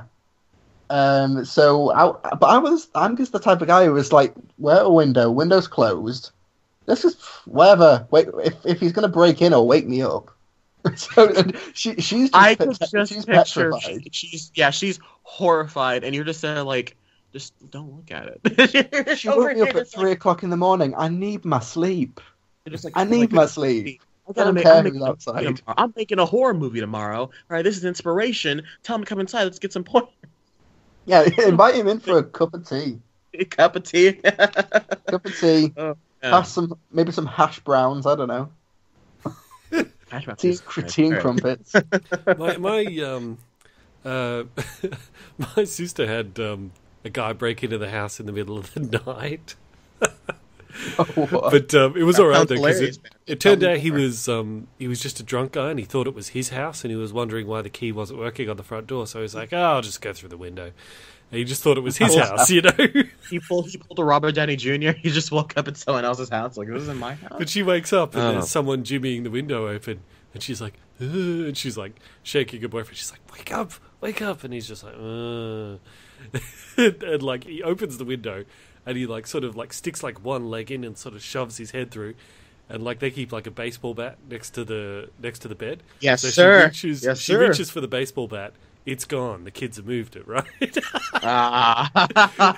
So she's shaking her boyfriend. He's not waking up, and she pushes him right out of the bed to wake him up. And he lands on the floor, and he's like, "Oh." He's like, "What do you need?" And she's like, "Someone's in here." And he's like, "What?" And by this point, the guy has like gotten through. He's like just linking, like he's in the room. He's just like dragging one foot through the window, and suddenly like he wakes up and he realizes there's a guy in the room. So he just jumps on this dude, and they're wrestling around like, you know, he's like in his underwear and all this. And the guy's like, the other guy thinks, "Oh, there's people in my house." Have you guys ever heard of 2-sentence horror stories? Have you guys ever heard of those? Of like telling a scary story in a matter of 2 sentences? They're really clever. And since we're talking about scary things, and we've just jumped into scary story time. I heard this is movie pitches, so I guess we could say any of these could be movies, not necessarily good ones. That's something you see from like Shaun of the Dead, which you just described, of like the boyfriend like, huh? And like the girlfriend's like, this guy kicks him out of the bed. It just falls over, and then like the guy's just like, you can have like, oh, the guy's just coming home from work or whatever, he's drunk and he's whatever, and then there's like people in his house, they're in his bed. Yeah, but like the story of like, you know, the dad. My 2-sentence story is like, you know, a dad walks into his son's room to check on him, and the son says, you know, "Dad, there's a monster underneath my bed," and then so the dad looks underneath the bed, and then he sees his son. It's like, "Dad, there's a ghost on my bed." I heard that scary story once, and I wet myself. I was like, "God, that's terrifying." That's a cool idea, though. That's a really cool idea, though. It's looking like in a horror movie. Oh, I really enjoyed this chat, guys. I don't know about you. See, I'd be the type of person who, like, if somebody... You couldn't make a horror film without somebody breaking into my house or into my flat or climbing through the window, because I'd be more petrified at the idea of waking up at 3 a.m. when I need to be up early. That's my nightmare. Oh my god. I guess that's amazing to me that Trilbee's like freaking out. He's like, "Why'd you wake?" Like there's like a killer clown in his room, knife at his throat. It's like, it's 4:15 in the morning. Yeah, I don't care if there's a killer clown in the bedroom. Fold out the spare bed. You can just don't wake me up. We'll deal with this in the morning. Trilbee. He's always like, "Shit, I'm tired, man. God, I've been recording Movie Mania. Movie Mania ended literally half an hour ago. I'm trying to sleep." So I'm trying to imagine, like, if you were to break into an Australian's house, you probably wouldn't scare them because they've got to deal with like spiders the size of cars and snakes as long as a 50-foot long python. Yeah, it must take a lot to scare an Australian. I'm from Texas. We just sleep with a pistol next to us. I mean, we just sleep like gun. Like the guy from Don't Breathe, where there's a gun taped under the bed. No, I mean like legit. Like we have it's like Mjolnir, and like we have like a separate drawer where we put like pillows and a blanket for it and keep it nice and warm. It's like Mjolnir. And so it's like we hear something and I was like, all right guys, let's go check it out. Oh, it's just the dog. All right, and then the dog had his own gun as well. All right, guys, good talk. You know what? Let's get to listener questions. Excuse me. I'd like to ask you a few questions. All right, guys, this is the listener question portion of the show, in which case we answer your listener questions on the Facebook page, Movie Mania. And for starters, you and David ask, to save the world, what animated movie hero would you punch? To save the world? What animated movie hero would you punch? I have mine, and don't hate me for hero. I have mine, and don't hate me, audience. Please don't. I need context here. Okay. Okay. The bad guy. The punch. The pulse from the punch, probably in the face, would diffuse the nuclear bomb at the Earth's core. There. Is my name Saitama? Am I One Punch Man? Sure, that'll do. Okay. You just obliterate whoever you hit. And this is a mosquito. Try to swat it. No. I have my answer if you guys don't mind. Yeah. And sure. don't hate me for this. Elsa from Frozen. Yeah. Oh yeah. Oh damn. Yeah. She has a very punchable face. In fact, not even to save the world. I just punch her just for the fun of it. Oh god. We're about to get disclaimer, folks. The Movie Mania podcast does not advocate violence against Disney princesses. No. It's animated women. We don't condone violence against significant other of any kind. Actually, my other answer was going to be the bunny in Zootopia. I'd punch her in the face. So. You would have punched Judy Hopps? Why? What did she ever do to you? I don't know. She's just kind of annoying. You know? Can they punch back? It's called a hustle, sweetheart. Yeah. And that's kind of the idea, too. She can't hit me back, so I'm fine with it. Yeah, because I think if they can't hit you back, I might go for Simba for the Lion King. No, he can just maul you. They're lions. You. Yeah, it's a lion. But I'm not saying I'm expecting fisticuffs with a lion. I'm not expecting Queensberry rules boxing or anything. Yeah. But if I punch them, will they be able to hit me back? And if the answer is no, because you're whatchamacallit. Oh yeah, I'm One Punch Man. Yeah, that's right. Yeah, then I'll go for Simba for the Lion King, because he's an obnoxious little brat. Like, all of this will be mine. What you mean? I'm going to sing. So you mean the cub Simba, not the full-grown Simba? Yeah, Cub Simba. You want to punch baby Simba in the face? I like to imagine it's like Rafiki holds him up on Pride Rock, and it's just like circle of life. He's me walk in, and just like he's got a black eye, you know? deck him in the face, and he just like explodes. But it'll be like one of those awesome Saitama One Punch Man punches where he launches himself from the other side of the city, rockets towards them and punches them. He just rips them right out of Rafiki's hands. And of course, we all know that if Simba had not disobeyed his family or listened to what Scar said, Mufasa wouldn't have died. So I'm doing Pride Rock a favour. Yeah. Listen, they're remaking it, aren't they? Trey, to save the world, would you punch Kubo from Kubo and the Two Strings? I love that kid. But it's to save the world. No, I wouldn't punch him in the face. You know how I would punch? I punch. Can I punch your animated avatar in the face to save the world? I'm down for doing that. I'll punch the drawing of your cat.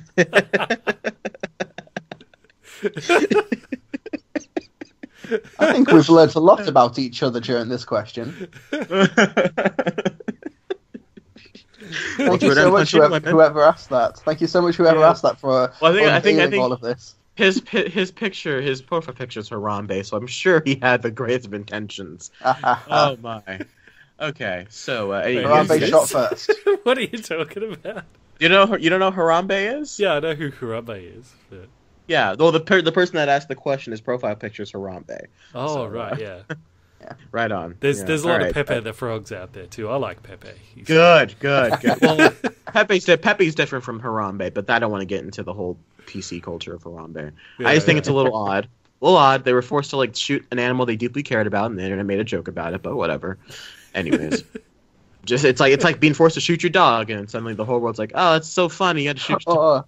Did you hear about the gorilla in London? I think it was London Zoo a few days ago. There was a gorilla in a zoo in England, and he broke out of his cage, and he found himself in a zookeeper staff room or whatever, and he drank 5 liters of undiluted blackcurrant squash. I don't know if you call it squash, but it's like a sweet mixture where you fill a glass like quarter full, and then you add water to the rest. And if it's undiluted without water, it's like sweet as hell and could kill people. But this gorilla like drank 5 liters of it and just got a massive sugar high. That sounds terrifying. Yeah, he gets 5 liters. Who's the guy that found the gorilla? Right, like I can imagine he's like, oh, what a long day. Like he's walking into the break room and he's just like, da da da da, and he just sees like this gorilla, just rolling around, just like throwing things. He's on a sugar high, and he's slow, like in The Force Awakens, just like backs away. He just goes and it's like, Houston, we have a problem. Over. Yeah, I imagine he'd be like me at 3 a.m. He just walks in and is like, I ain't got time for this. No, someone else has got it. Good night, everyone. Honey, I'm going home. Handle the clown, please. I'm going to bed.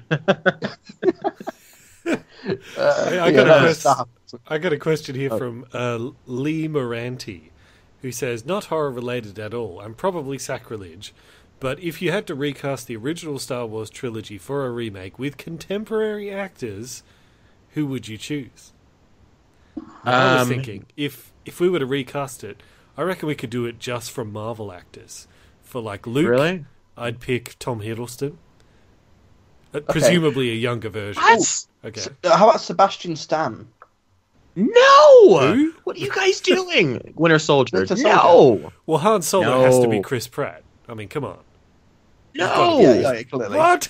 Come on. What? No! I'm just trying to find the answers that will annoy Trey the most. You guys. Well, I don't. My problem isn't the fact that you're recasting. The problem is that you're recasting wrong. If anyone's Han Solo, it's Robert Downey Jr. But whatever. Okay. You hear that, everyone? Trey thinks your opinion is wrong. Robert Downey Jr. That's true. Yeah. How can you not choose Robert Downey Jr.? Duh. I mean, I can understand why you would go Chris Pratt because that's him. You know, you think of Han Solo, you think of Star-Lord, but right, I feel like absolutely Chris Evans for Luke. If you could get like a young Chris Evans, he'd be good. Yeah, absolutely. He'd be perfect. Actually. What about Leia? Who'd you go for Leia? You know what? I'm gonna be a little odd. Give you Kobe Smulders, who plays Maria Hill. I could see her doing Leia perfectly. Apparently, she's awesome in the new Jack Reacher. I hear that the film's not very good, but I hear that she's great in it.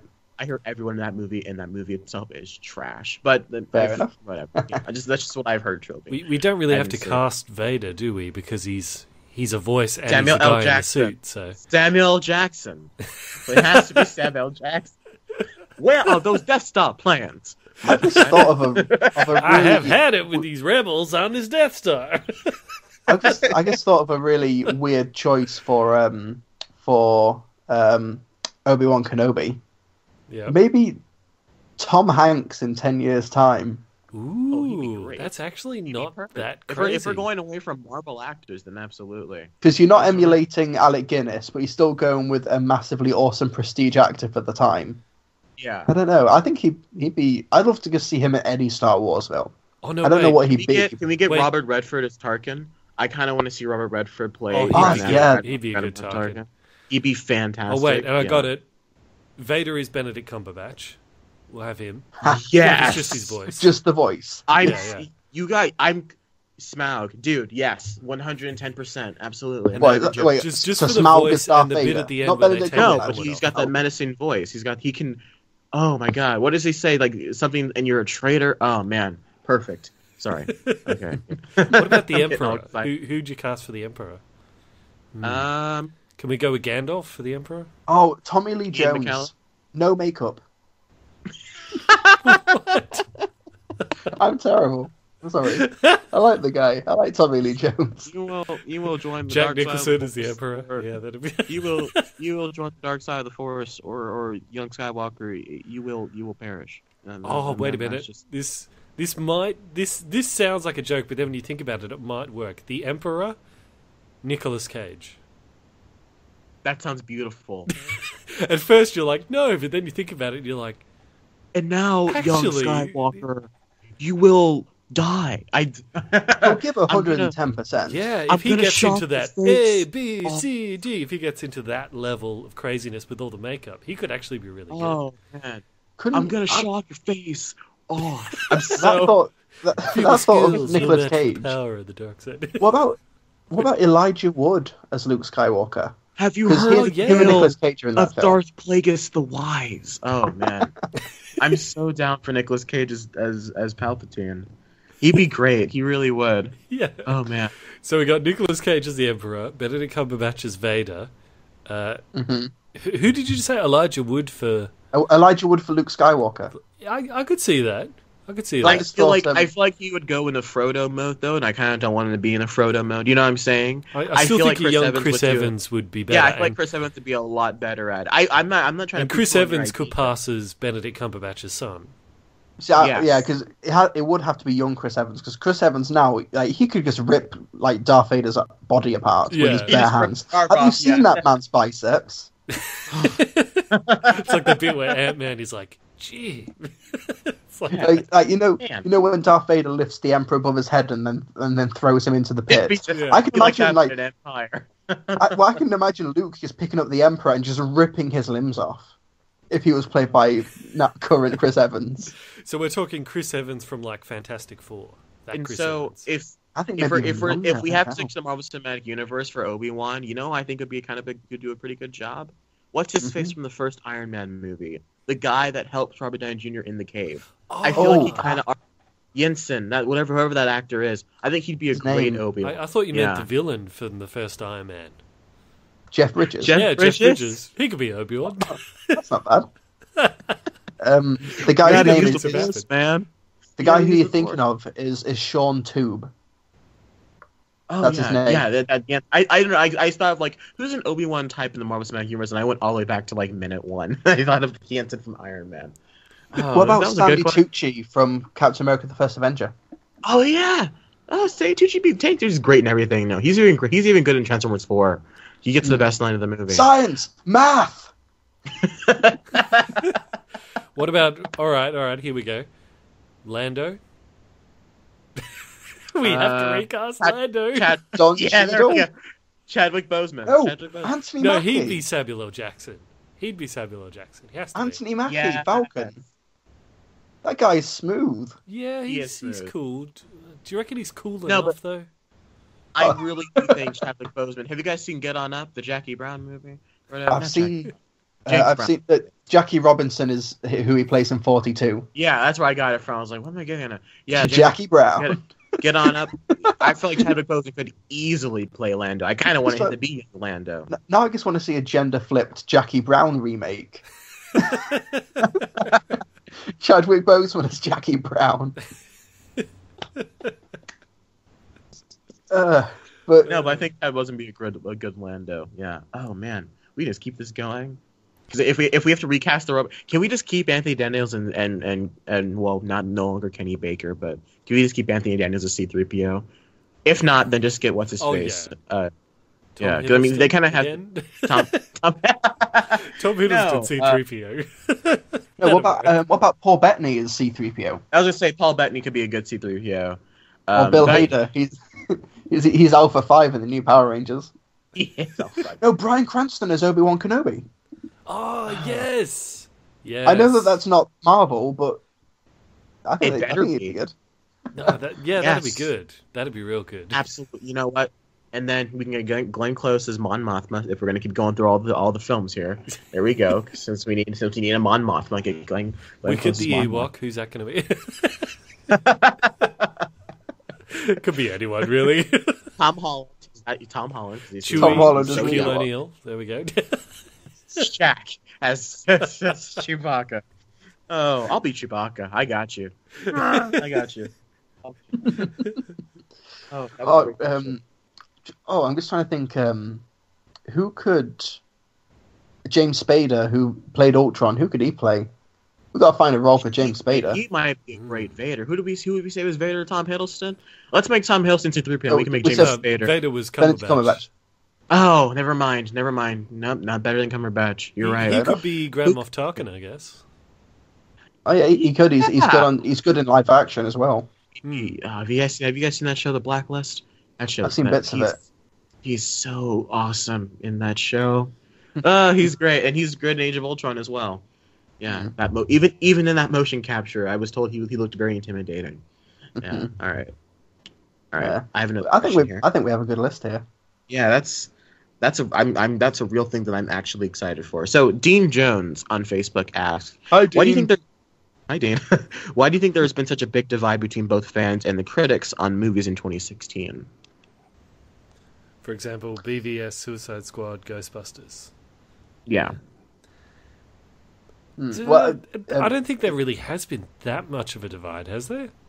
Critics didn't like BVS, and a lot of the audience didn't like it.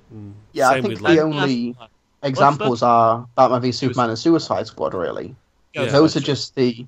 Well, Ghostbusters, even the good reviews, most of the good reviews were, it's decent, it's fine. There were more... But it was stars. decent. It was like 3 stars versus 0 stars. You know what I'm saying? It was a big enough jump to where people, even those on our own podcast, were accusing Sony of paying every critic that claimed that Ghostbusters was good. Including you know what I'm saying? It's a conspiracy. Exactly. It's the Russians. They control Sony, I'm telling you. China is the reason Ghostbusters made so much money. But actually, 2 hours in. We're so actually, it wasn't released in China, was it? What? I'm just talking about Russia. It's got nothing to do with it. No, but actually, that Chris Hemsworth could have been Luke Skywalker, couldn't he? Oh, it's too late now. Yeah. He was like Jeremy Renner Ghostbusters. Luke Skywalker. He could have been Luke Skywalker. Anyway, no, I think Jeremy Renner would be a good Wedge Antilles. Jeremy Renner could be a good Wedge Antilles. But anyways, sorry, I was trying to think of my... So, are we saying this question is debunked because there isn't a divide between fans and critics? There is. No, this question is definitely not debunked, but there definitely was a divide between critics and fans. I'm not sure if the fires definitely hasn't been as big a stuff, but if you remember back when Suicide Squad came out, there was definitely a huge.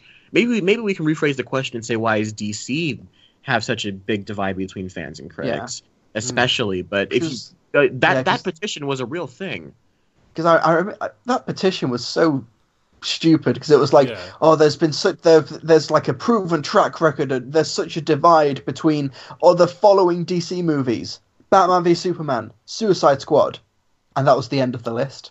Yeah. And I guess that's literally how the petition framed itself. And the thing about the Suicide Squad reaction was that it was coming from people who had not seen the movie. Yeah. The film was not even out yet. It was people just wanting to defend a brand that they were loyal to. It was them wanting to defend a franchise and defend a corporate company who couldn't really give a crap about them, to be honest. It was because them wanting to defend the brand. It's like, it happens a lot in video games. Like, you get high-profile AAA video games that only get 8 out of 10, and then there are petitions saying, sack this critic for this website because they only gave this game I have not played an 8 out of 10. 8 out of 10, more like hate out of 10. It needs to be 11 out of 10. Otherwise, I will not accept it. Because it's like IGN gives 7 out of 10s, and that's basically the lowest score you can ever get on IGN, really, because 7 is average. It's kind of skewed how certain aspects of geek culture interpret reviews, because if you look at other reviews and like 99% of other films, the consensus and the reviews are more or less on point. It's just with those high profile examples that are part of big brands that there's this faux Marvel DC rivalry that they kind of just want to be a part of. They want to be involved in something. Yeah, I suppose you're right. Like, when there is a divide between the critics and the fans, like, on the one hand, like you described, often it's because, the fan base doesn't like the critic response. But the other side of it is, like, Nostalgia Critic did a review about, one of the things with critics is because critics have to see everything, not just the movies they want to see, but everything. So after a while, they kind of get sick of movies and patterns begin to emerge. So there can be, like, a movie that just regular moviegoers like, yeah, that was really fun. But the critics are like, oh, so cliched. Every single thing was ripped off. Da, da, da.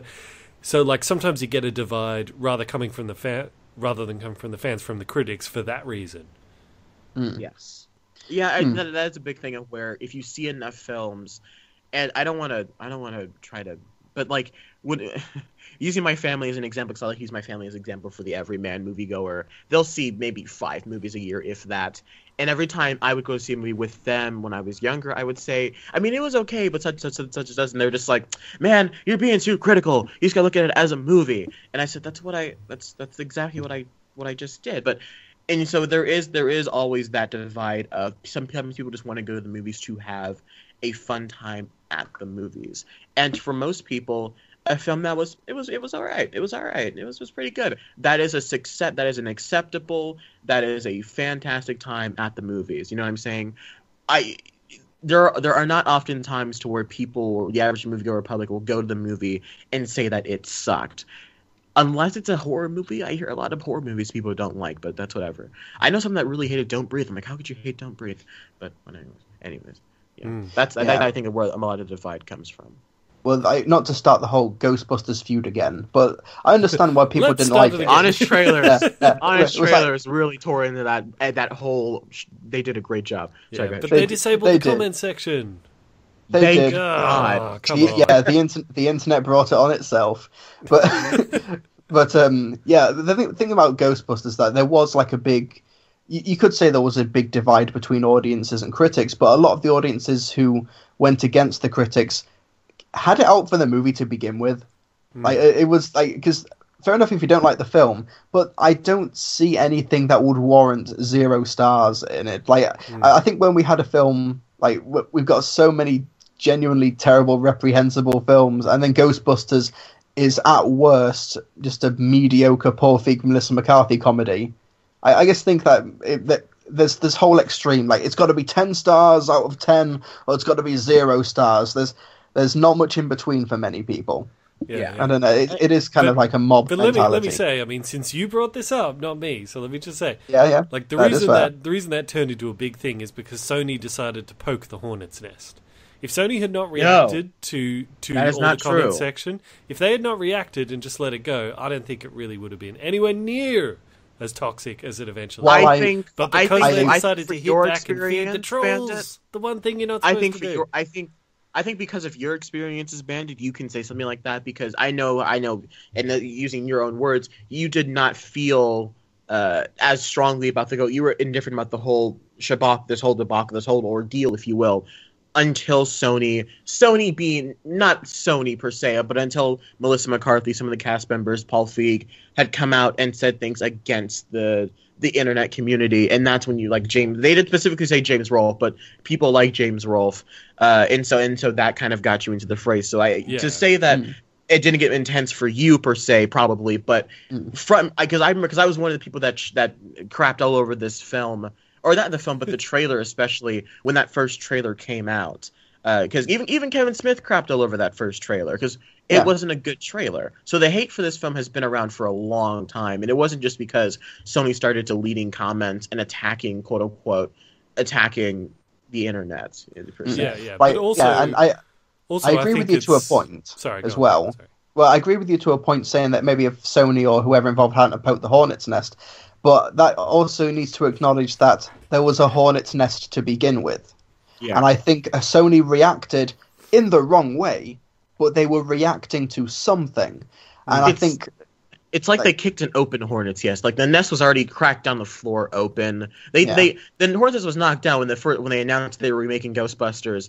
And then it just, like, a bunch of angry hornets just started attacking you. And then they went back and kicked it again and made them even angrier. Yeah, and there was a lot of Chinese whispers as well. It was like, Paul Feig and Melissa McCarthy say that they made fun of people who were making sexist comments at the Ghostbusters trailer.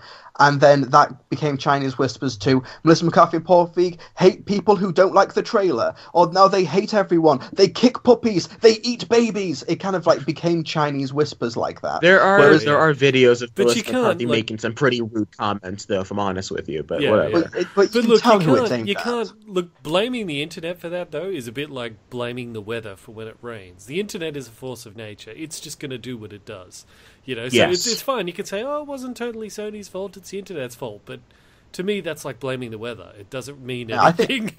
I think there's definitely blame on both sides. Yes, I just think that the movie itself doesn't. The movie itself, if you watch it in a vacuum, which is partly impossible, but humour me. If you watched it in a vacuum, there's nothing really in it to warrant the whole massive outrage and hatred behind it. Like, it's not going to make my top 10 list, but it's definitely not going to be anywhere near my top 10 or top 20 worst for the year. I saw watching the Brothers Grimsby for crying out loud. Ghostbusters is going to be nowhere near that. Watching Ghostbusters, and you see the components of the film, and watching it as a film, in many ways, it is a bland piece of nothing that clearly no one in it wanted to be a part of, to an extent that ended up becoming this huge ordeal. And by the time you watch the film, you're just kind of sad, because you're like, that's what this... It's like, like in Civil War, just like, this is what this is all over, huh? Man. You're just sitting there just being sad, just like, man, this was... this was not a Melissa McCarthy in the Iron Man suit just slaps Leslie Jones across the room after watching the film. Somebody Photoshop that GIF. Fan 4-Stick is undeniably worse than Ghostbusters, but Fan 4-Stick didn't make the internet angry in the same way that Ghostbusters did.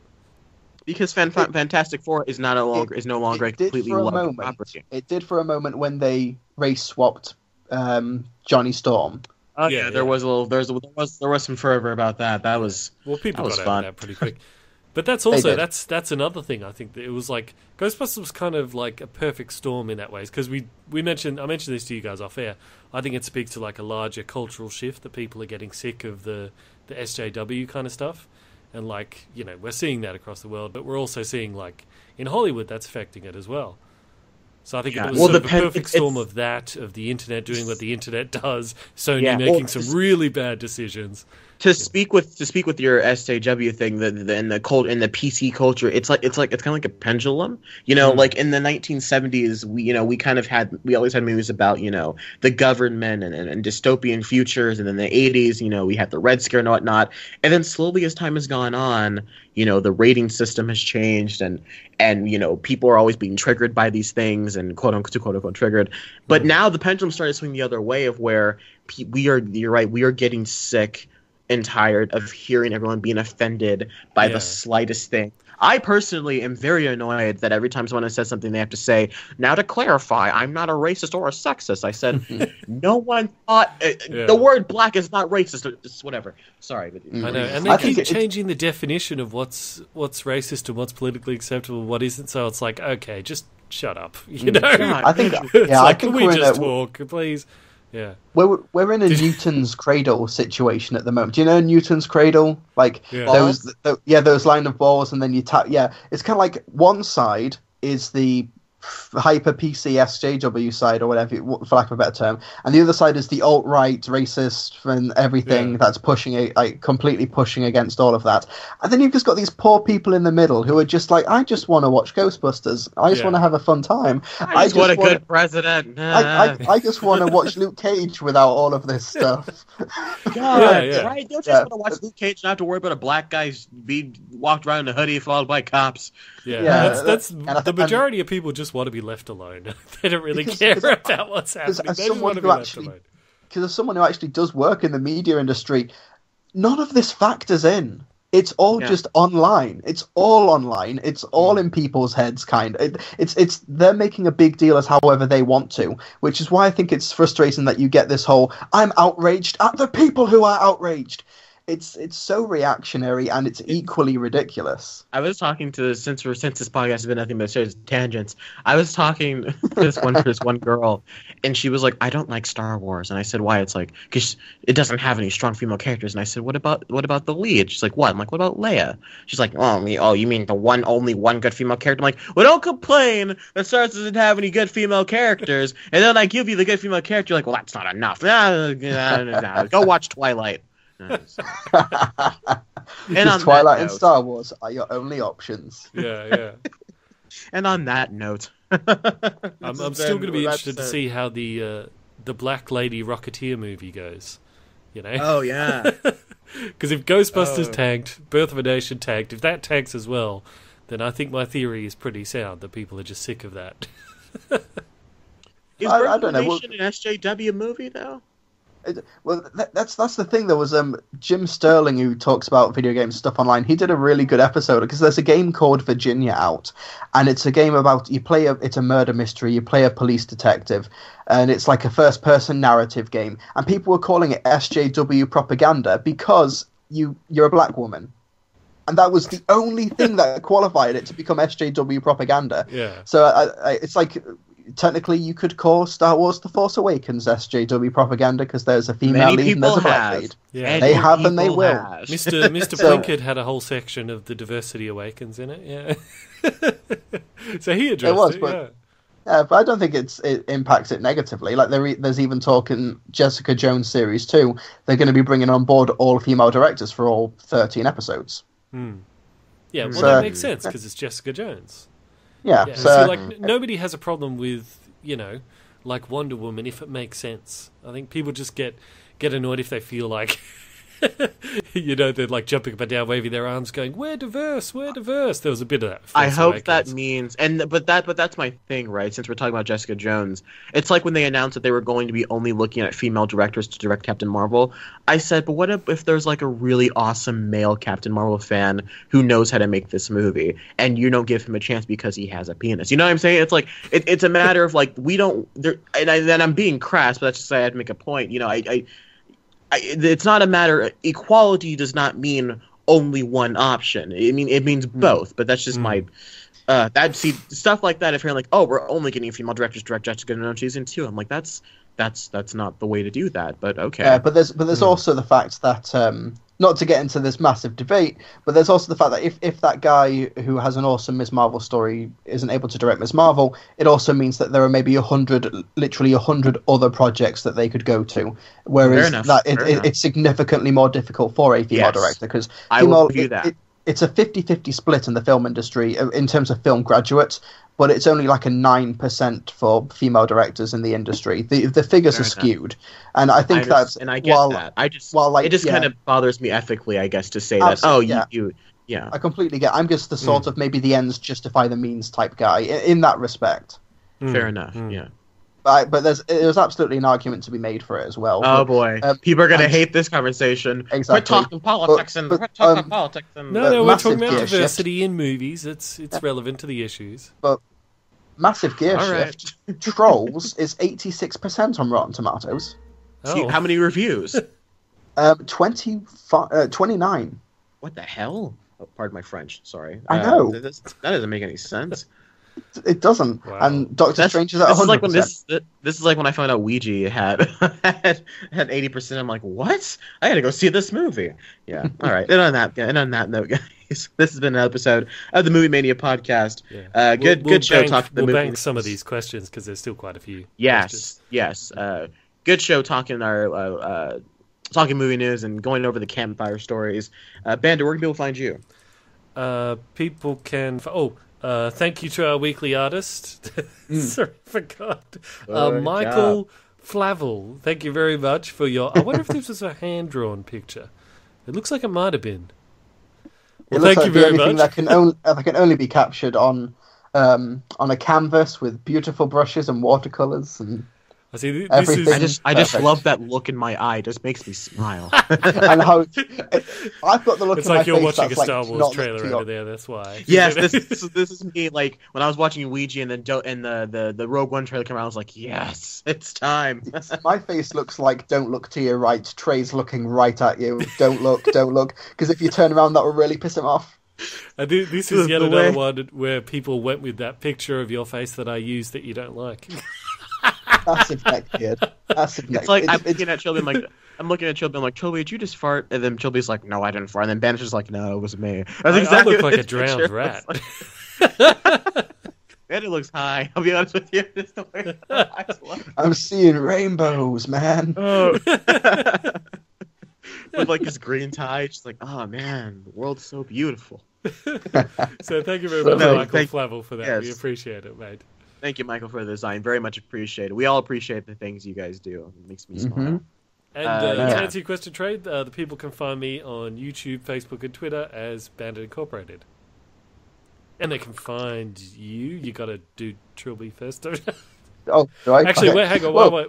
I was while our changing flow things, is but I broken, wanted to see what he was going to do, and he handled it beautifully. Thank you, Bandit. Anyway, for yeah. next week we were going to do a Benedict Cumberbatch episode, but I realised since it's October and we're doing a lot of horror stuff, we've been meaning to do the Cornetto trilogy for a really long time, haven't we? Yes. And those are all kind of horror, and we can always do a Benedict Cumberbatch movie anytime, episode anytime. So do you guys want to do Cornetto trilogy next week instead?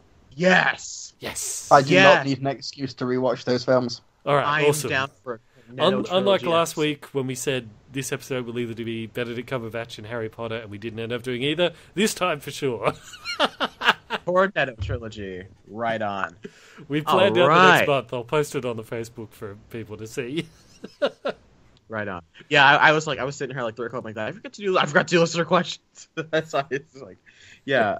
All right. So then join us next week when we talk the Cornetto trilogy. All right, Trilbee, where can people find you? You can find me binge watching that trilogy just all week on wine. That'd be awesome. But yeah, you can find me on my website, www.trilbee.com. You can find my Film Brits podcast on YouTube and on SoundCloud and on iTunes. And you can find my YouTube channel at Trilbee Reviews and my Twitter at the same. And Trey, where can people find you around the campfire this evening? And sing our campfire song. They can find me on the YouTubes, Twitters, and Instagram, all at Podcast Media. Yes, join us next week. When we talk the Cornetto trilogy. Walking Dead comes back today. What? Reviews and catch you all later. Our movie maniacs.